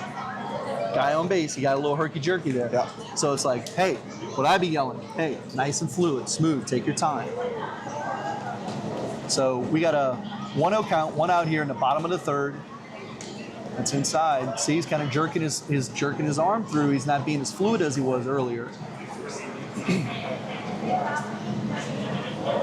All right, you got to battle back. Got to throw a strike right here. And there it was. And it could be a double play. Double play. Safe at first. All right. Hey, well, you know, the out. look, the kid can run. Ball was not hit especially hard, so allowed to run it to get down the first base. It's hard to get a 6-4-3 double play or a 4-6-3 double play in Little League baseball. That's almost impossible. So now batting is Graham Setterfield, I think it is. But you got the leadoff run, so. Excellent. 2 outs here. Bottom of the third. Eastbank Little League winning 4-0. The winner of this game advances to the state championship tomorrow. We're going to have to beat, or whoever wins this game's got to beat Ascension Parish twice. Oh, Hit him. That's okay. That's okay. he's pulling his arm. He's jerking his motion. It looks like Scott's Leday is going out to the mound. Yeah, this is a good Just visit. to have a brief visit, calm him down, let him know the situation, remind him that you're still in a very good spot here. Yeah. That's a good visit by Scott. Great visit by Scott.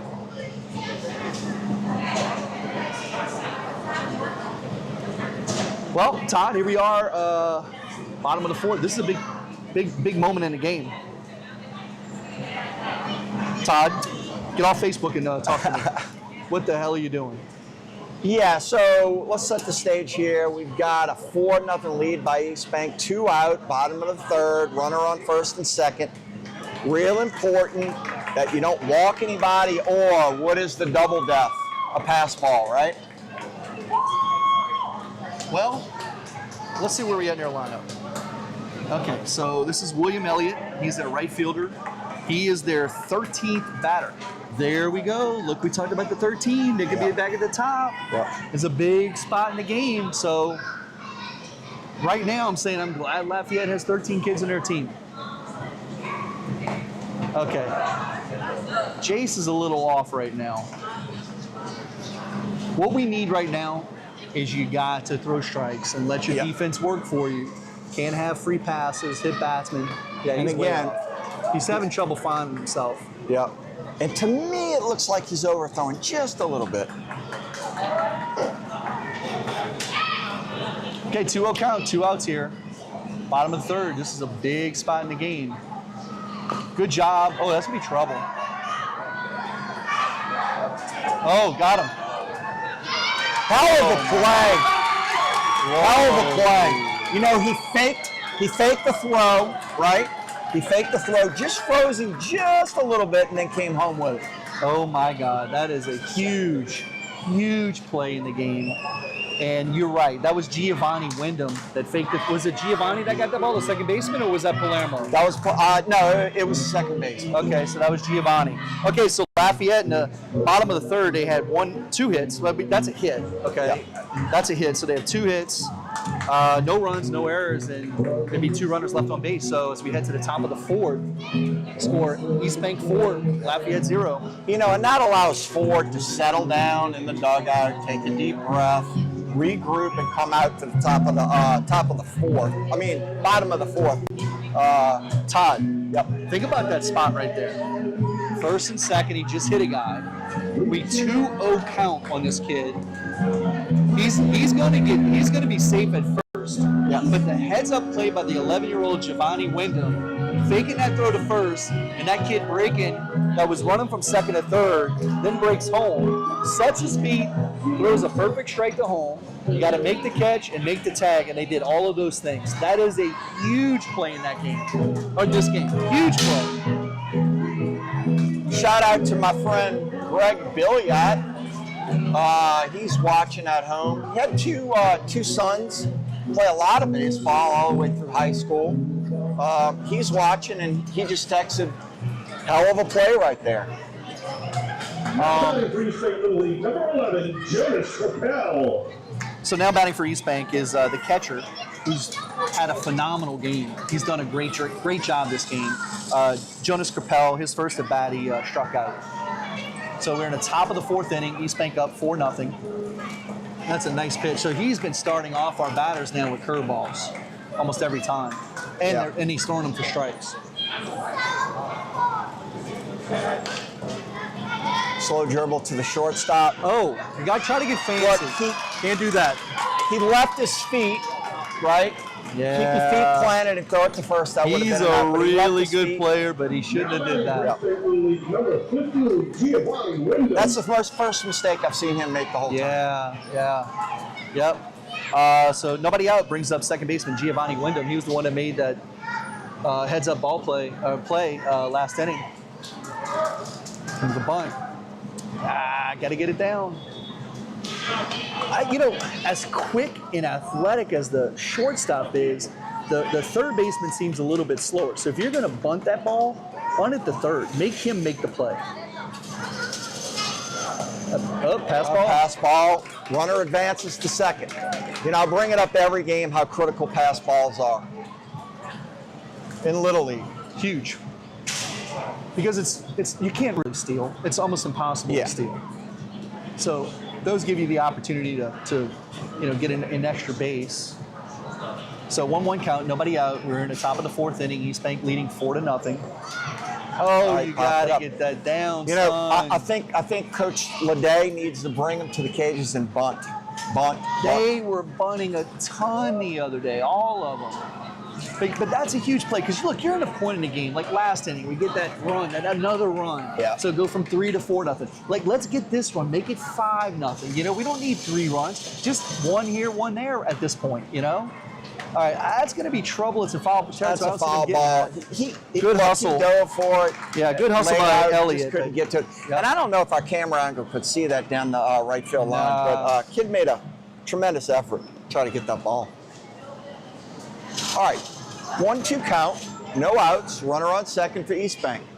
4-0 Eastbank, and we're in the top of the fourth.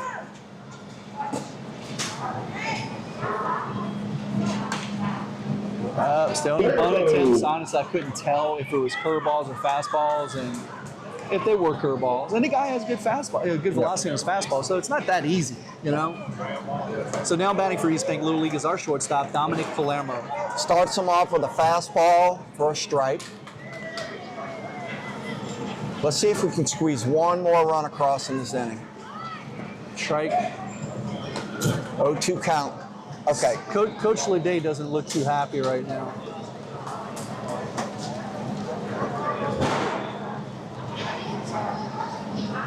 Scott's asking if he attempted, but it was a strike regardless. No matter what, it was a strike. So he may not have attempted, but the pitch was a strike. Yeah. Okay, we got an 0-2 count, 1 out. Eastbank has a runner on second. Eastbank's leading 4-0. Oh, nice hit. All right. Oh, that's trouble. That's trouble. I got by the left field. It's going to score a run. It's going to allow Palermo to get to third at least. Stop him there. Good job. Nice hit. Nice hit. That was a really hard hit ball. Yeah, it was.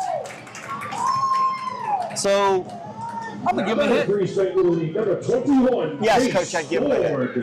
Really, it's probably an error. But he hit it so hard, I'm going to give him a hit. Yeah. All right. So with one away, brings up our pitcher, Jace Ford.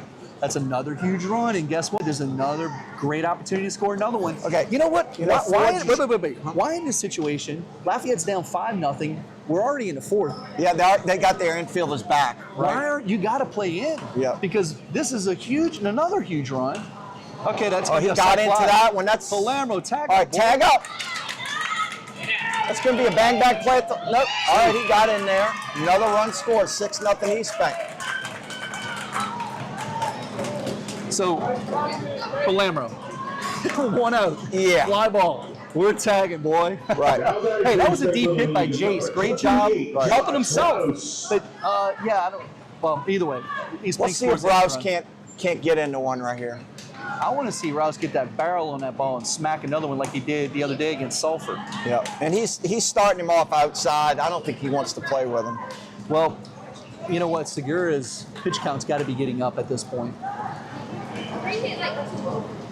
Oh. Well, you know, he tried to take that one into the parking lot. Yanked his head out a little bit. Yeah, but look, if that connects, it's still going.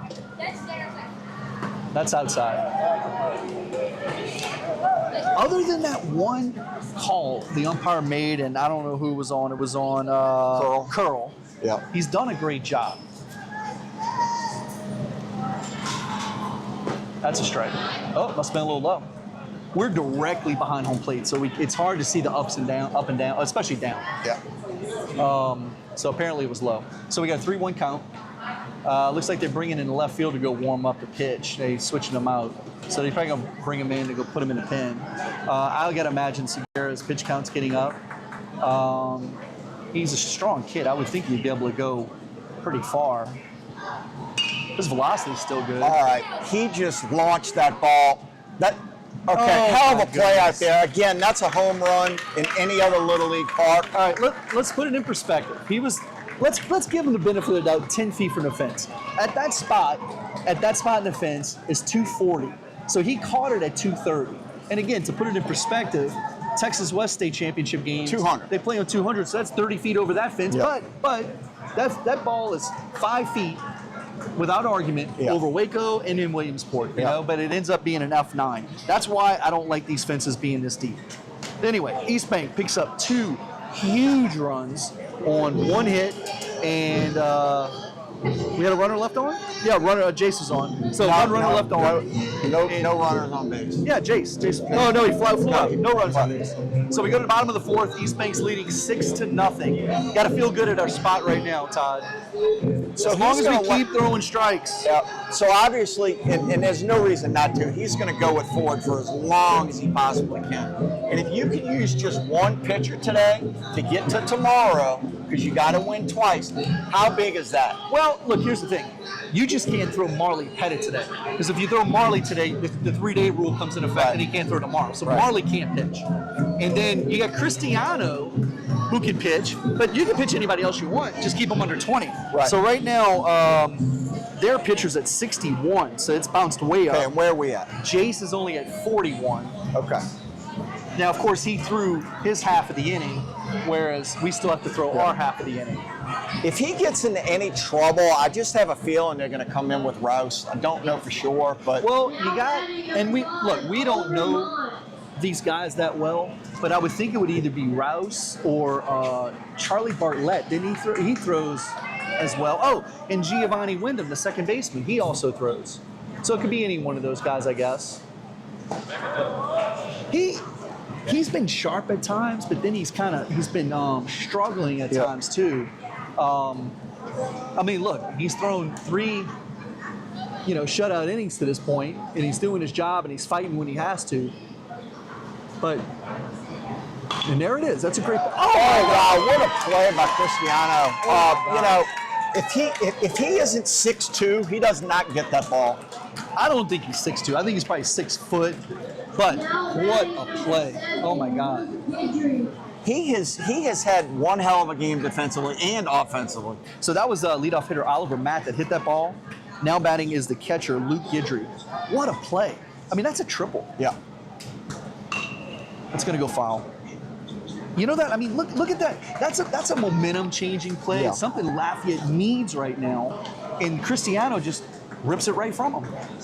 You know? I mean, it's easily a triple, and that's something that they need at this point in the game to get them some sort of a spark to get going. And Cristiano just said, nope. Set your feet. Great play. Wow. Cristiano is one heck of a first baseman. Yeah, he is. You know, and again, that height helps so much over there. But, you know, for a 12-year-old, especially 12-year-olds in today's Little League world because they're younger, look at the play he just made on that ball. That's a high school varsity level play. Yeah, that he just made. and look, it looked like that was, he didn't exert himself. No, He it did was anything very quite smooth. smooth as possible. Yeah, it's crazy. That's what I'm saying. Like that's a play you see at a varsity level in Yeah. high school, and he just made it right now in a 12-year-old Little League Yeah. game. Now batting as the third hitter for Lafayette, Drew Dufresne.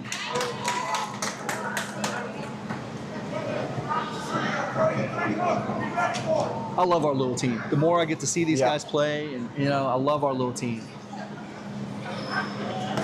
Ball out. Because 1-1 count. both of us, unfortunately, weren't able to make the district tournament. The only thing we saw was on Game Changer. At least you got to see live action on Game Changer. Yeah, yeah. The parents wouldn't accept my invitation. So, They're like, who's this creep? I told them. I think you're doing it wrong. So I only got to see the cartoon thing.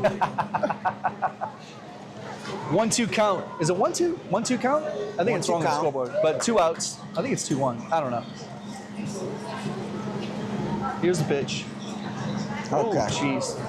Did that hit him? That's his third hit batsman. Oh, my goodness. It's just, you know, when he is smooth with his delivery, I mean, he can't be hit. It's just when he tries to get out of it a little bit, tries to do a little bit too much. Yeah. But just trust in the stuff you got, Yeah. right? So now batting is the pitcher for Lafayette, Hudson Segura. Look, we've done a good job hitting this kid, but this kid is the real deal. Yeah. We've just been really hitting the ball well today. You agree? Yeah, absolutely. Good pitch. What a bounce back. And you know what? That shows great fight in Jace that he's constantly come back and made another Yeah. great pitch after, you know, hitting somebody or making a bad pitch. And that's a great curve. And you know, he knows what we're talking about. He knows when he overextends himself. Look, I'm very impressed. I don't think he has his A game today, but he's fought through this so well that he keeps giving his team the best opportunity for success because he's not sulking out there and he keeps fighting. Yeah. And so anyway, we got an 0-2 count here, 2 outs. We're in the bottom of the fourth. Eastbank's leading 6-0. Oh, that's a base hit. Hey, nice try by Ren in right field.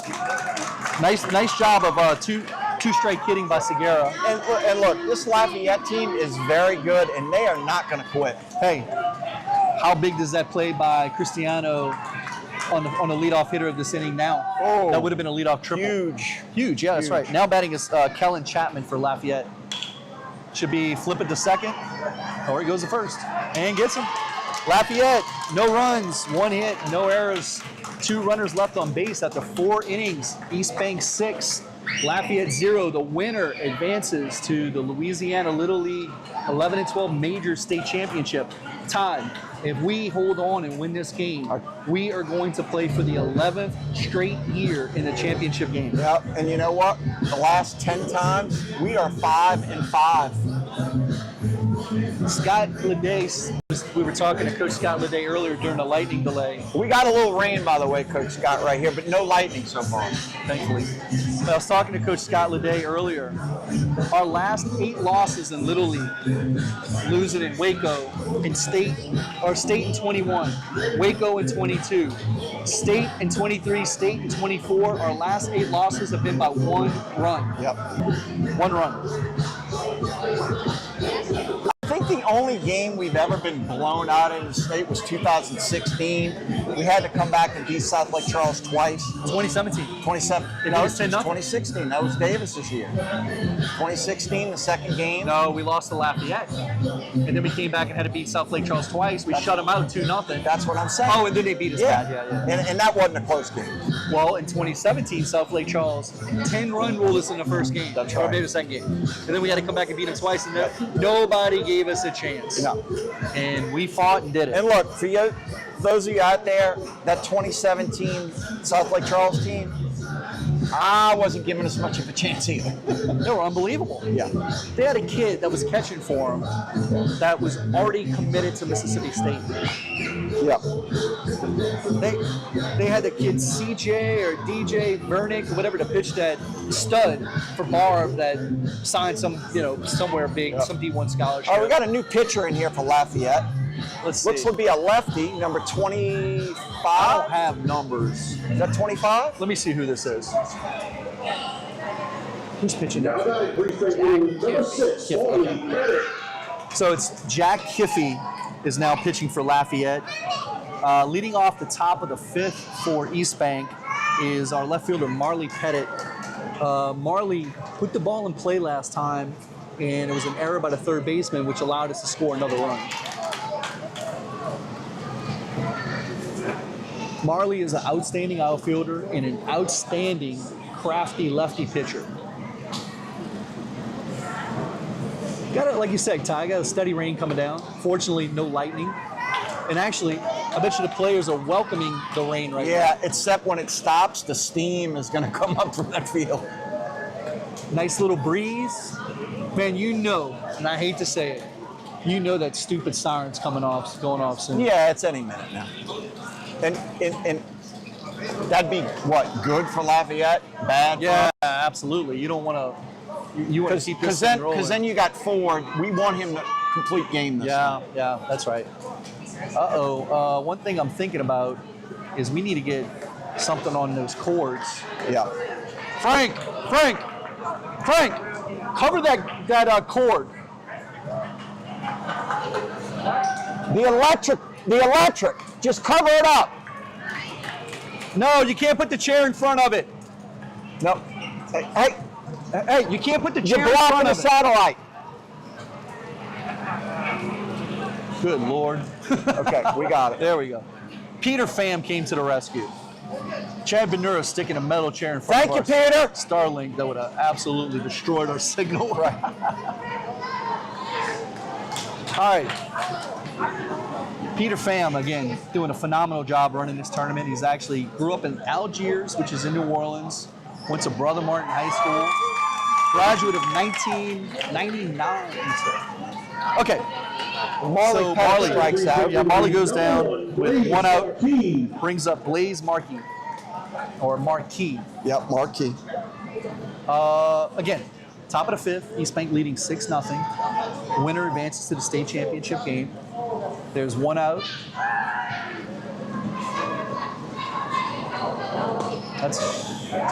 Look, other than that one pitch, he's been so consistent. If you miss an inch off the plate, he's not giving it to you. And, this Lafayette pitcher, completely different look than what they had in there before. Of course, he's a southpaw, but, much lower velocity. But he's got great form. Yeah, great He does a form. great job of hiding the ball as well. Yep. He's going to spot his pitches, come with a lot of changeup and curveballs. Again, it's Jack Kiffey pitching for Lafayette. Nice pitch. It's a bit inside. Oh, he cut. That caught the plate. Okay. Yeah, that was a nice pitch. All right, looks like we had a 2-1 count, one out. Again, Blaze Marquis is up to bat for Eastbank. That's down. Lafayette has a lot of pitchers. Yes, they do. Holy cow. If I was a coach at Turlings or St. Thomas More or Lafayette High or one of these other schools, I'd be pretty excited with the kids that are coming up. Ball low. Marquis draws a base on balls. Now batting is Rin Surkoff, right fielder who made a heck of a play last inning. Now batting number 8, Ward Surkoff. We talking about their high school. the kids that have come through Eastbank Little League that are playing throughout New Orleans and all these different high schools, from Brother Martin to John Curtis, Rummel, Jesuit, Holy Cross, St. Martin's, it's incredible how many former Eastbankers we have playing at all these high schools, getting all district honors, starting on their teams. Yeah. It's awesome to see. I pay for the Game Changer app because I love watching, following the prep baseball to watch all the players that have come through the program.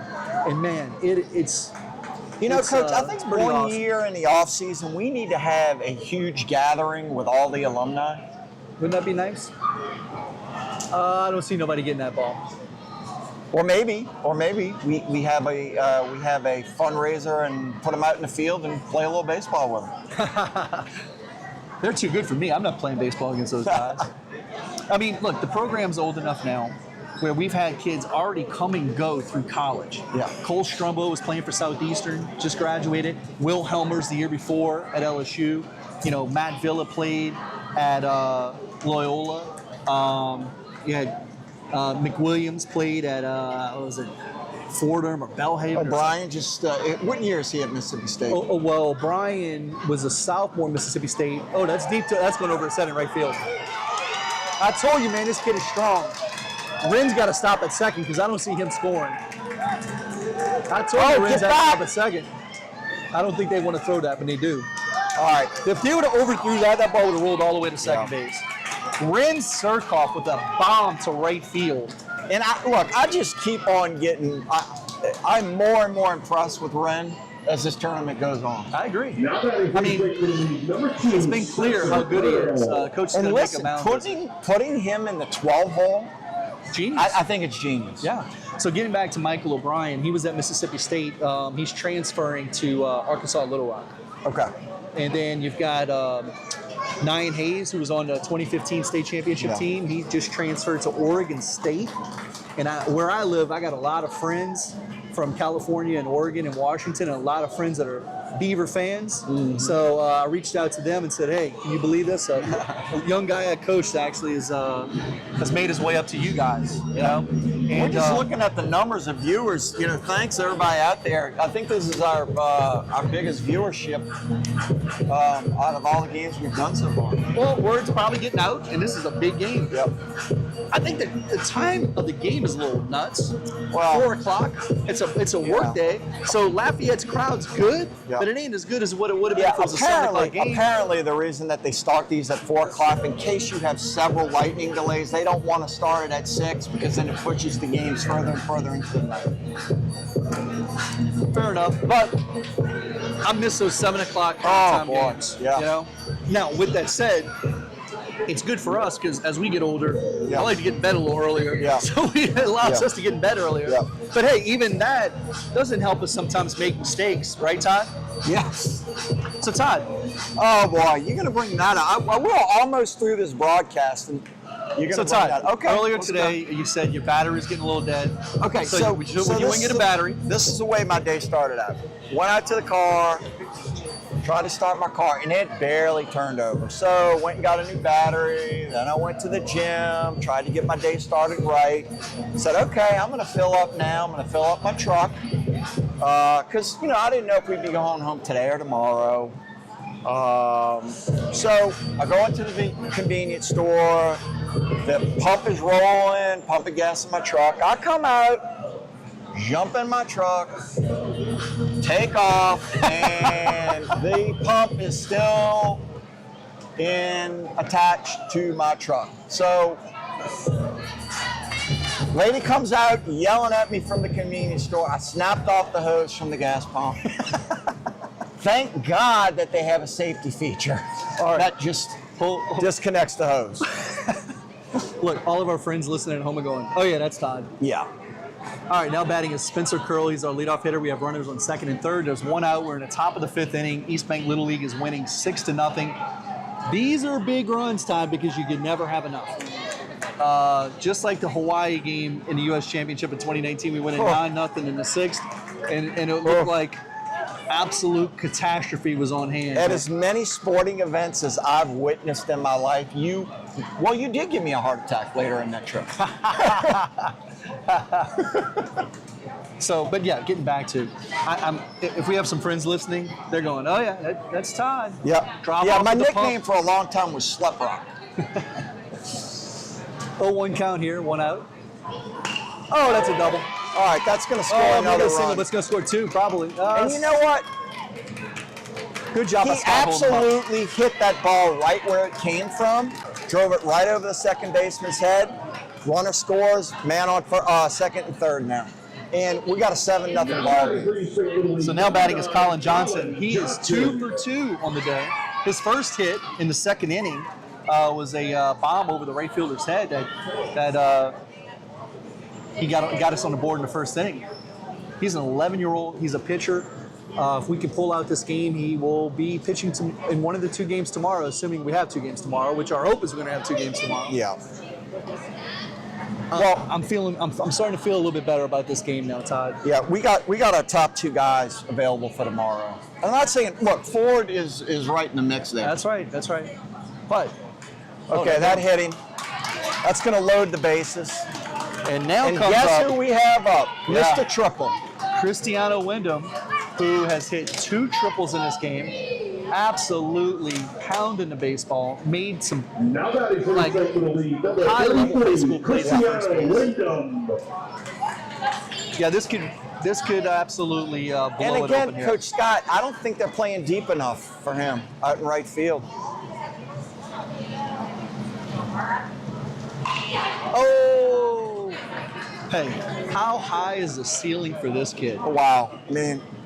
I mean, super high. High baseball IQ, athlete, can run, He strong. makes the aggressive backdoor Yeah. earlier. That was a big play in the game. Yeah. Huge play in the game. That was in the first inning. Huge play. Was it in the first inning? I think so. Yeah, it was the first inning. That's a huge play. All right, we got an 0-1 count, 1 out, bases loaded. Eastbank Little League up 7-0. This is a semifinal game in the Louisiana Little League. All right, just crushed that ball. Oh my God. That might be over the wall. Oh my God, that's a grand slam. So that ball. Why did they call him out? He ran in front of the other runner. What? I mean, you can't do that. I don't know why you would do that, but Okay. Oh my goodness. Well, it's a grand slam in my book. okay. So let me set this. How far is that ball, Scott, that he just hit? 260? 265, 270. That is Okay, unbelievable. in as many years as the state tournament has been here, I've only seen a ball go over the wall twice. No, once. Once against South Lake Charles, and then that one. Oh, twice. this is only second time. Yeah. Yeah. Yeah, 2 times. This is it. This is only the second time we've seen a home run out of this I mean- ballpark. When he hit it, it was like, I think it's going, and that thing was Now just batting for the St. absolutely League, punched. number 5, Charlie Bartlett. Nah, So, no, the put that- one mistake he's made in this whole game is go past the runner at second base. So now batting for Eastbank is Charlie Bartlett. He's our third baseman. all right, it's 10-0 now. Well, it should be 11, but I guess it's 10, yeah. Oh my goodness. Did he just not notice the runner in front of him? He was still watching the ball going to the moon. Right. Yeah, I don't know. 12 years old. But look, his stride is, like I said, like Secretariat, so he just caught up to the kid. Todd, other than maybe Reese Roussel in the Virginia game, going 4 for 4 in that game with a grand slam, Yeah. to get us to the U.S. Championship, have you ever seen a kid have a day like this? No. My goodness. And I just pray that he saves something for tomorrow. So to kind of start setting the stage now that we're up 10-0, Cristiano threw against AP in a district championship game, threw a complete game shutout. We won 1-0 in that game. And Colin Johnson pitched against AP in one of the earlier games in district, and we won, I think it was maybe 2-1. So those are the 2 guys that are on tap to throw tomorrow for us.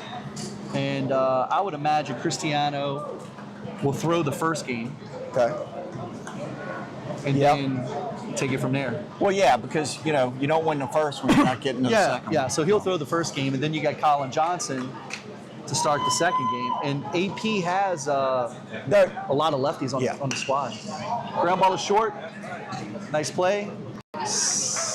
3 outs. Smooth Oh, as can be. because the other one was called out on the home run. Right, Yeah, they didn't put it on the scoreboard. yeah. Okay, so that's 3 outs. What did we score? 4 that inning? Well, we should have scored 5, but we scored 4. Well, no, you got 4 runs in that inning. Yeah, but we should have scored 5. Yeah, Cristiano's should've played out because he ran past Colin Johnson. Now, look, I don't know. Let's just say that we were down 3 or 4. No, we were down 4 runs going into that grand slam, and he does that. what a way! You lose like that. Would that be a first in baseball history? I mean, I don't even want to think about something like that. All right. So now where we are, because it's 10-0. If Jays can get, it's their 6, 7, 8 coming up the bat. We can get 3 outs here. This game's over, buddy. Hey, if anybody's watching around the country, and look, this score, Lafayette beat us the other day 3-2. Yeah. Lafayette is a very, very good team. We have had a very good game hitting the baseball against a very, very good team. Any one of these 3 teams, meaning Eastbank, Lafayette, or Ascension, whoever it is that ends up representing the state of Louisiana is going to make some noise in wake up, right? So, I'm just throwing stuff out there. If you were the coach here, do you stay with Ford? No, I'm just saying, you want to get Cristiano back on the mound just one time to get him a little nibble for tomorrow? Probably not. Okay. Yeah, probably not. I'd probably just stick right here with Ford and just get these 3 outs and get out of here. Because, Cristiano had a rough outing his first time. So, Todd, Yeah. so you pull the gas pump out. Yeah. So they just tape it back and fix it? How does that work? Well, first of all, I had no idea that they had like a quick release at the pump. Fortunately, you would have blew up a gas station. Because I look in my side view mirror and the pump is still in my car, and then so then I immediately focus on the gas pump itself, and I'm expecting the hose to be going crazy, spouting diesel fluid all over the place. Like the movie Point Break when a gas station explodes. Yeah. Now batting number 25, Jack T. All right, leading off for Lafayette in the bottom of the 5th inning is pitcher Jack. Well, I think they took him out actually. We didn't announce the other kid, but it's just Jack Kiffey. Oh, foul ball.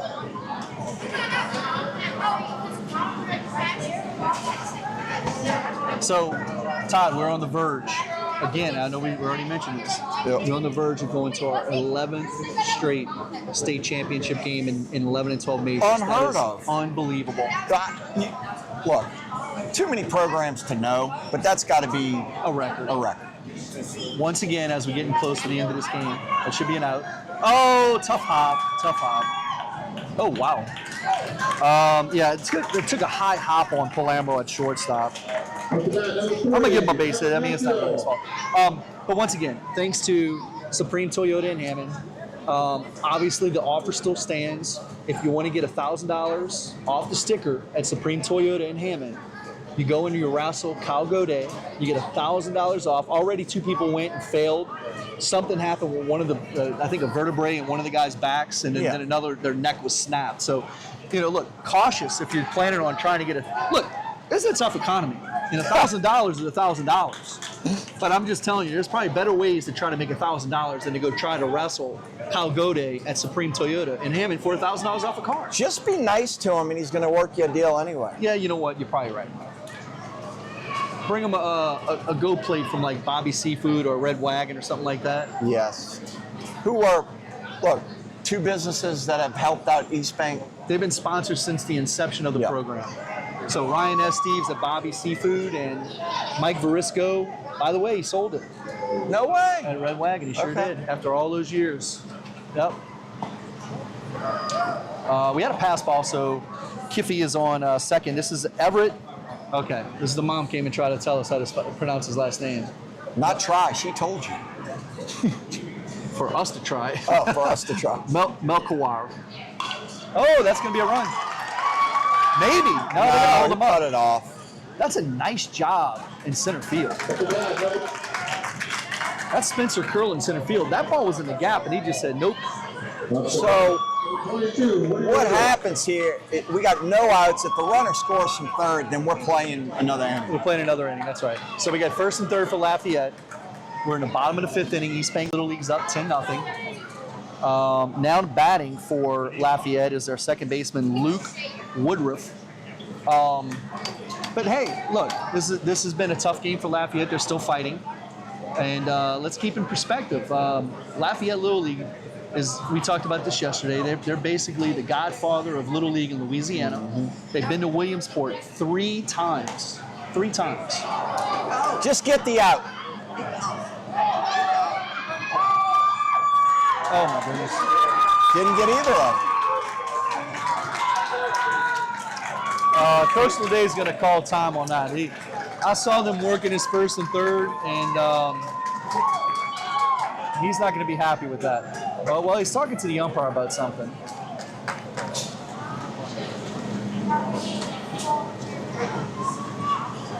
I don't know if he's saying he left early or what, but either way, we got to make that play. We want to thank everybody at home for listening. Again, you mentioned your son and daughter earlier, and I mentioned Susan, encouraging me to come and do this with you. Yeah, and Gus is, my son Gus is holding down the fort with a business we just started and doing a phenomenal job. So thank you, Gus, to allow me to come out here and do what I love. Yeah, this is a lot of fun. It's fun to do it with you, Todd. You've been a part of Eastbank since the beginning. You were there for all the highs and lows. Oh, jeez. Hey, that was actually a nice play by Crapella behind the plate to throw that ball. I like the aggressiveness. Why are they giving him that base? Oh no, they didn't. I think the coach is telling them, son, we're losing by 9. Well, the ball hit him, so I think maybe the coach wanted to make sure he was all right. Yeah, I don't think so. I think the coach is telling them we're down by 9. Okay. What are you doing? All right. Well, you're the coach. I don't know. Well, he would have ran out there to go see if he's okay. He's not going to make the kid run to him. So, nobody out. All right, so let's not get in a situation where we start letting them kind of creep back a little bit. So no outs, 1-2 count here on Luke Woodruff. Nice pitch. Get the out of first. It's all about outs. Now we're counting outs, obviously. We're in the top of the 6th. No, bottom of 5. Bottom of 5. Sorry about that. So Lafayette's down to 4 outs in this game. 5 outs, Doc. No. 5. You're right. Sorry. So now batting is William Terro. He was the third guy that came in and pitched against us the other day. Did a really nice job. Actually held on for the win. Yep. And there was a lot of pressure on him late in that game, right? We've seen a lot of games. I'm kind of throwing them all together now. Then we get some guys kind of moving around on the bases at the end. We did. All right, here's the pitch. 0-1 count, 1 out. That's up. Or not. It's a strike. 0-2 count, 1 out. Eastbank's up 10-1 right now. Lafayette with the runner on third. Winner advances to the state championship game. Okay. Nice job. He's found his curveball in spots, right? Yes. The first game against Lafayette, it was on the whole time. That's right. I'm going to check his pitch count, but now batting for Lafayette is third baseman Luke Landry.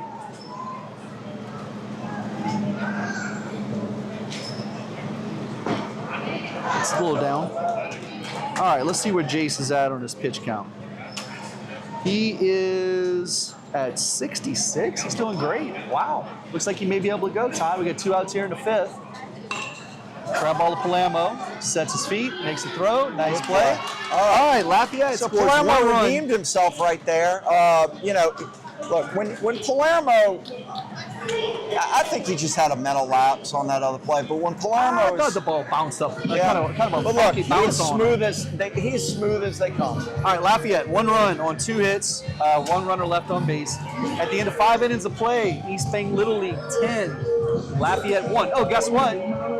If Cristiano don't run past the kid, the game's over because we lost a run. So it did matter. It did matter. You see? Yeah. Goodness gracious, Cristiano, what are you doing, son? You only went 3 for 3 with 2 triples and a grand slam. Only the second home run since 2021 that we've seen. Not to say that maybe there was another one, I don't know, but that we've seen hit out of this ballpark. I mean, and Coach Scott, talk about the change in the bats and what year did that occur, and the age difference. Oh, think about it. In 2015, that was probably one of our better mashing teams. So the kids were older then. Yeah. The bats were different then. But you had Cade Rivera, Luke LaForge, J.D. Wooten, Michael Curtis hit a home run in Waco. Yeah. Blaine Starring,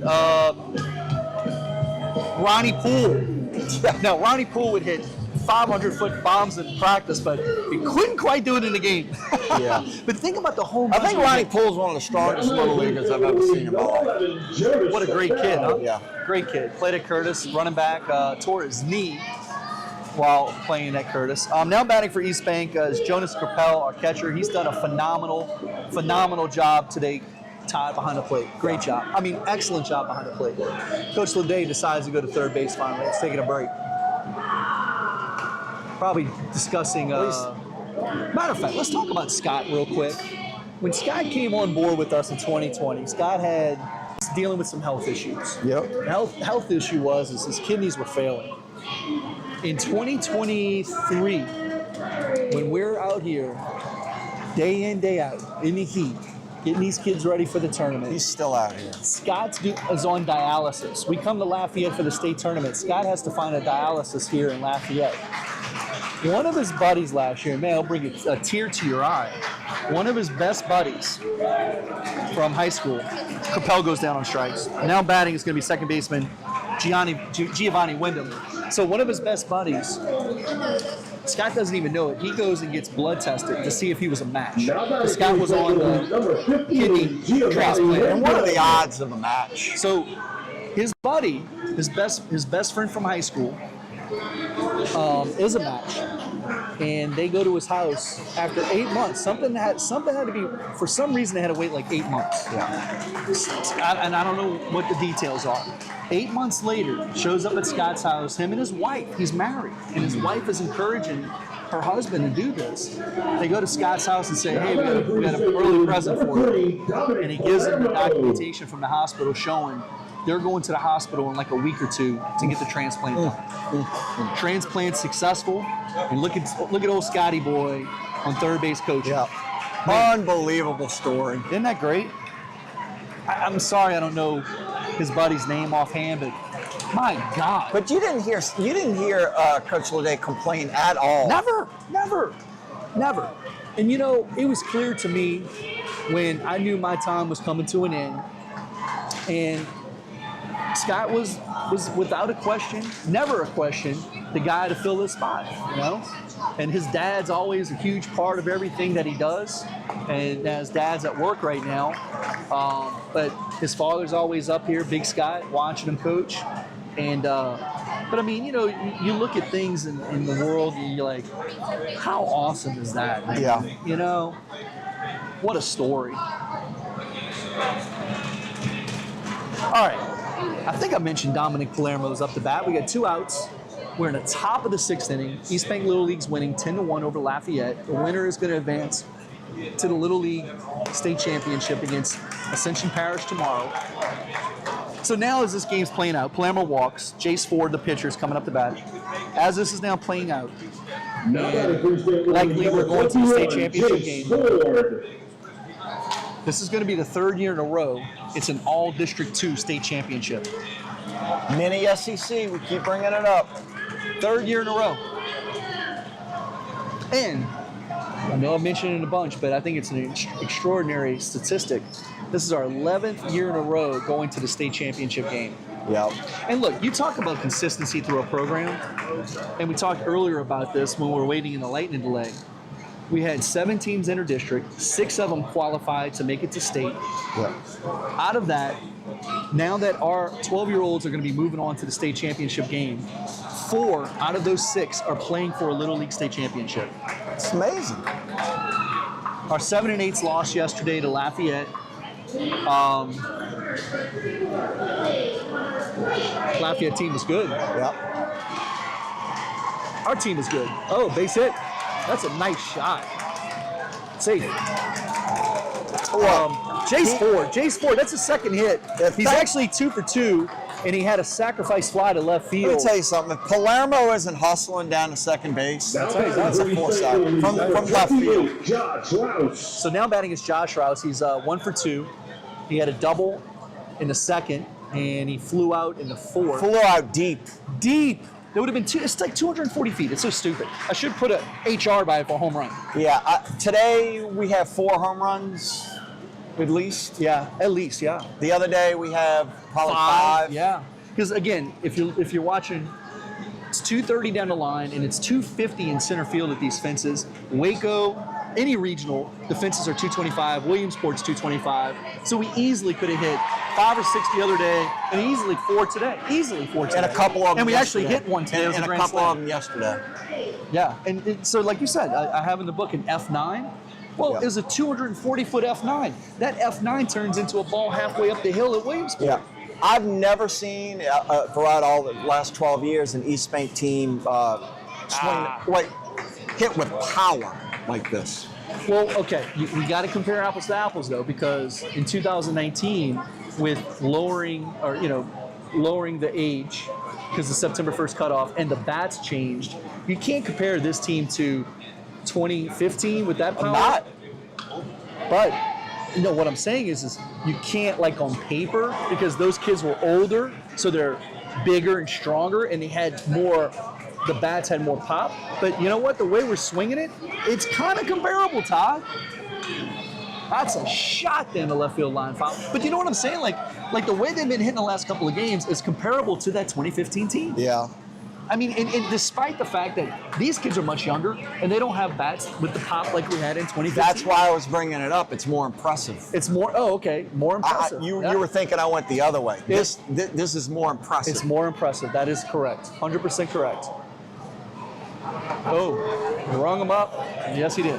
All right, so for Eastbank here, that ball looked a little in. You can't put that on Josh. It's like, hey, Josh, it's 10-1.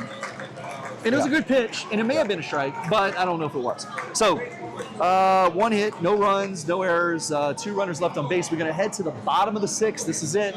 Eastbank up 10-1 in this semifinal game in the Little League Little League State Tournament in Louisiana. We're in Broussard, just outside of Lafayette, a wonderful Louisiana city. If you've never been around this area, do yourself a favor. It doesn't get much better with food, hospitality.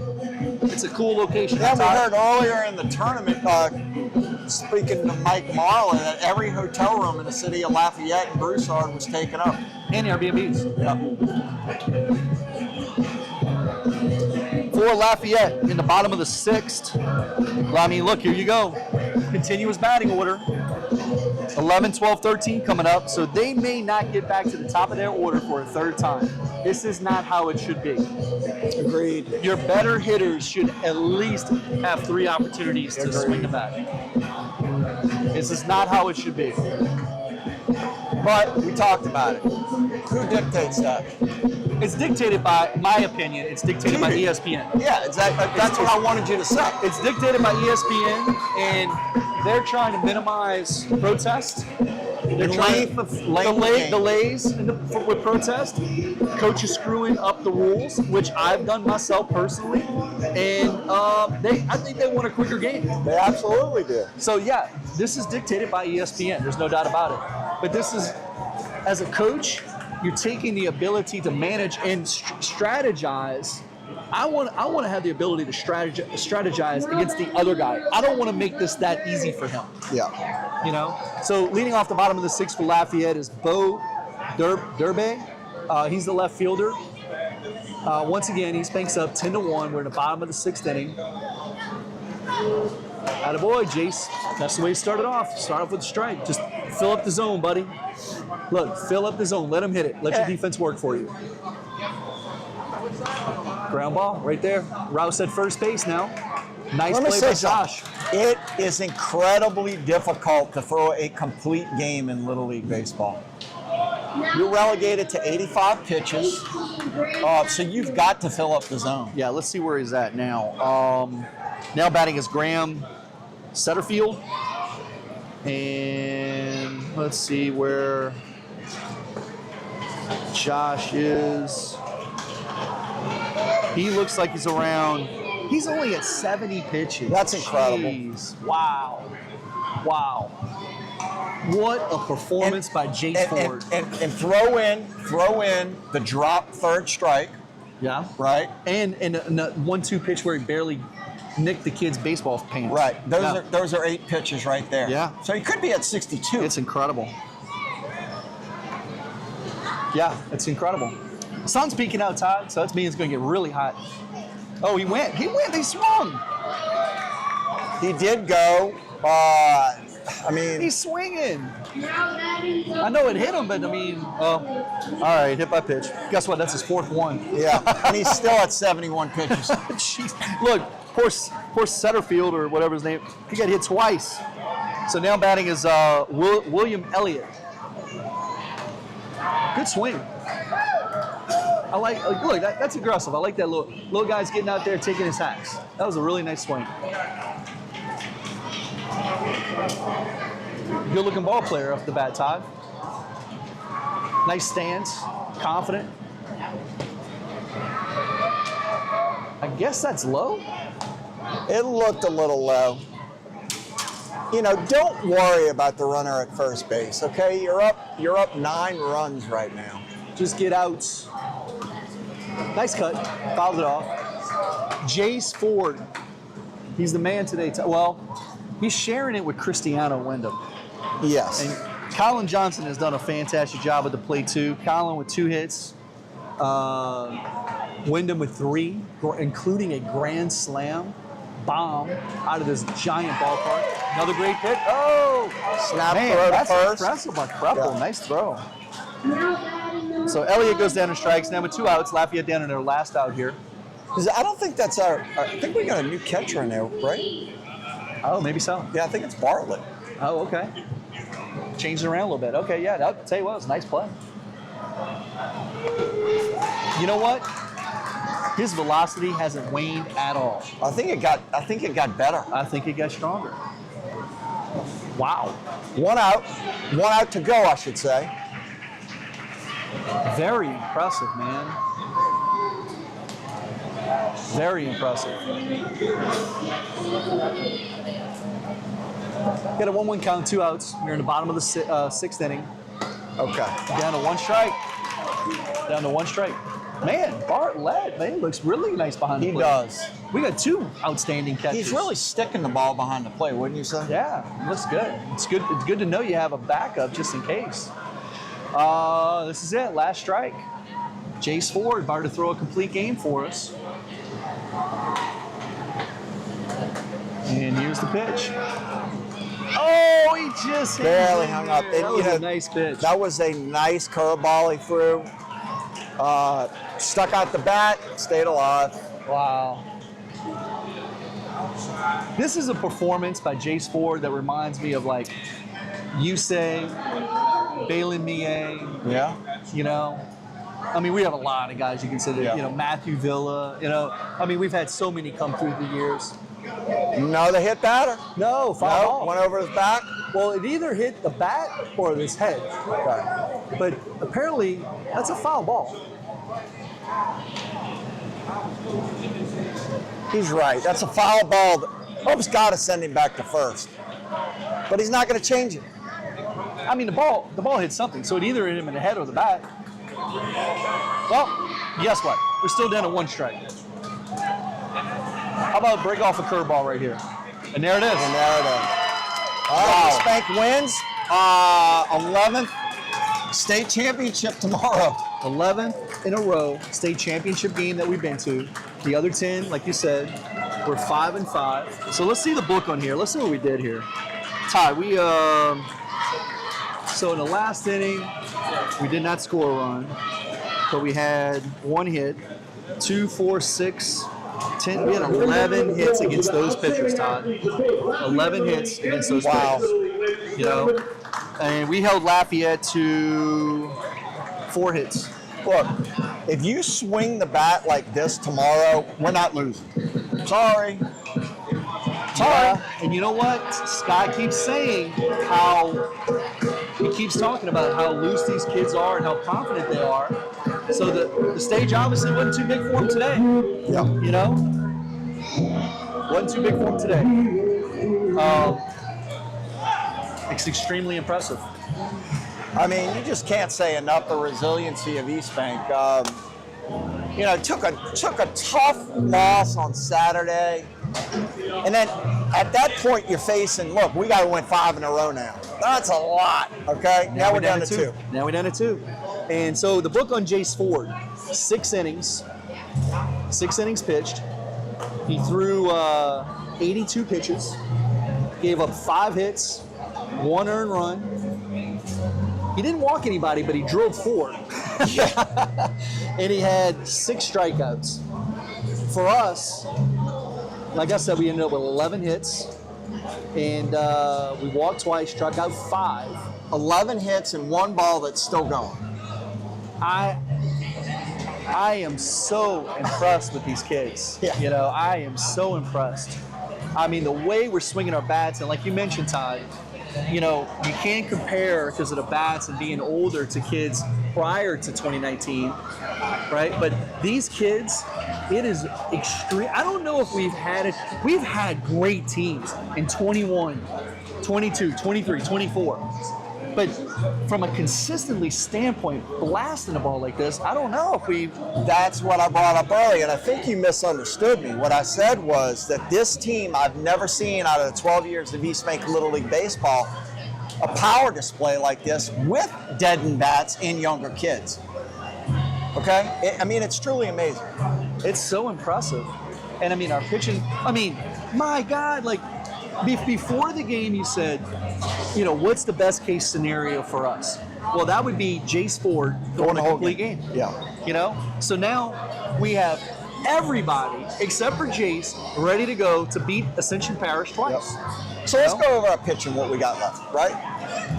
So we got Cristiano. As you're talking, I'm going to pull up the pitching from district against them to kind of go over it, but go ahead. Okay, so we got Cristiano that I would assume might start tomorrow. And he had tremendous success against AP in the district tournament. I think he threw a shutout. Then after that, you got Johnson, am I correct? All right, so here you go. In district, we beat them 2-1 in the first game. Colin Johnson threw 87 pitches. He threw 5 2/3. We won extra innings in this game, so we won 7 innings. But Colin Johnson threw 87 pitches, threw 5 2/3, gave up 1 hit, 2 walks, and struck out 7. Bartlett came in relief in that game, threw an inning and a third, struck out 3. Wow, struck out 3 out of 4, and only walked 1. Now the game we lost to him, let me see who we threw. And I think we kind of That was an extra inning game, wasn't it? The game we lost. No. So in the extra inning game, we scored 2 in the 6th to take a 5-4 lead, and then they scored 2 to win it. Okay. We started Rouse in that game, and then Jace came in relief. And then in the final game, the district championship game, we won 1-0 in that game. Cristiano threw 85 pitches, 1 hit, 10 strikeouts, and 4 walks. You got everybody but Ford tomorrow, am I correct? So it was a tall hill to climb, and we're on our way back up. We're getting close. Yeah. You know. Now look, AP's got just about everybody. They got available everybody. too. They got everybody. You know, it's gonna be a challenge, but you know, this team is set up to do it. So. You know, for a team to have 4 11-year-olds, it's kind of incredible that the success we're having. Yeah, and you know, can you imagine if you do get to Waco, or even if you don't? Look, if you do get to Waco, the experience that those 11-year-olds are going to come back for next year, tremendous advantage. Well, I'm going to tell you right now, again, and I mentioned this before, whether it was Lafayette because of their pitching, Yeah. or Eastbank, or Ascension Parish. Either one of those 3 representing the state of Louisiana and Waco is going to have a shot. Yeah. A legitimate legitimate shot to win the regionals and to get to the Little League World Series in Williamsport. Yeah. And so now we come down to 2. It's us and AP, and again, whoever wins is going to be well more than ready to go and look. The bracket, whoever does win, the bracket really sets up for you in Waco. Now, of course, who knows what Oklahoma has, because we know Always stuff a they wild pull. card. Well, we know what they pull in the past. Like, they don't even have legitimate leagues, and they'll just stick a travel ball team into the tournament. I remember in 2022 we went there, and their Oklahoma team was very, very good. And we asked a couple of kids, like, hey, how was y'all's league? And, like, how many teams you had in your league? Like, what league you're talking about? Because we just played travel ball and went and played travel ball tournaments. Right, they don't even have a league. Yeah. Like, they don't even know what we're talking about. And that's an unfortunate situation. I wish Oklahoma would have more representation in their state, and do it the right way. But it is what. So it you is. don't know what you're getting there. No. But my point is depending on where, like you said, that wild card is with Oklahoma, the bracket really sets up for you, because you open up with Starkville, Mississippi, and then you're playing the winner of Oklahoma and Arkansas. And look, I'm not discounting Mississippi. They beat us. 22. They beat us in 22. But Historically. what you want to try to avoid is playing one of the Texas teams right out of the chute. And what's going to happen is those 2 Texas teams are going to play each other in their second game. One's going to get a bye. Yeah. So Texas, whatever, which one gets a bye, and they're going to end up playing the other Texas team because they play New Mexico. Yeah. They're going to be throwing their number 1s against each other. And then you're facing a Texas team on ESPN with them not having their number 1. That's right. And you potentially, depending on what Oklahoma has, and you potentially having your number 1 on that ESPN game to get to the champs. So whoever wins tomorrow is feeling pretty good about themselves in Waco. Yeah, I agree, Coach And Scott. AP, just like us, well coached, really good ball players.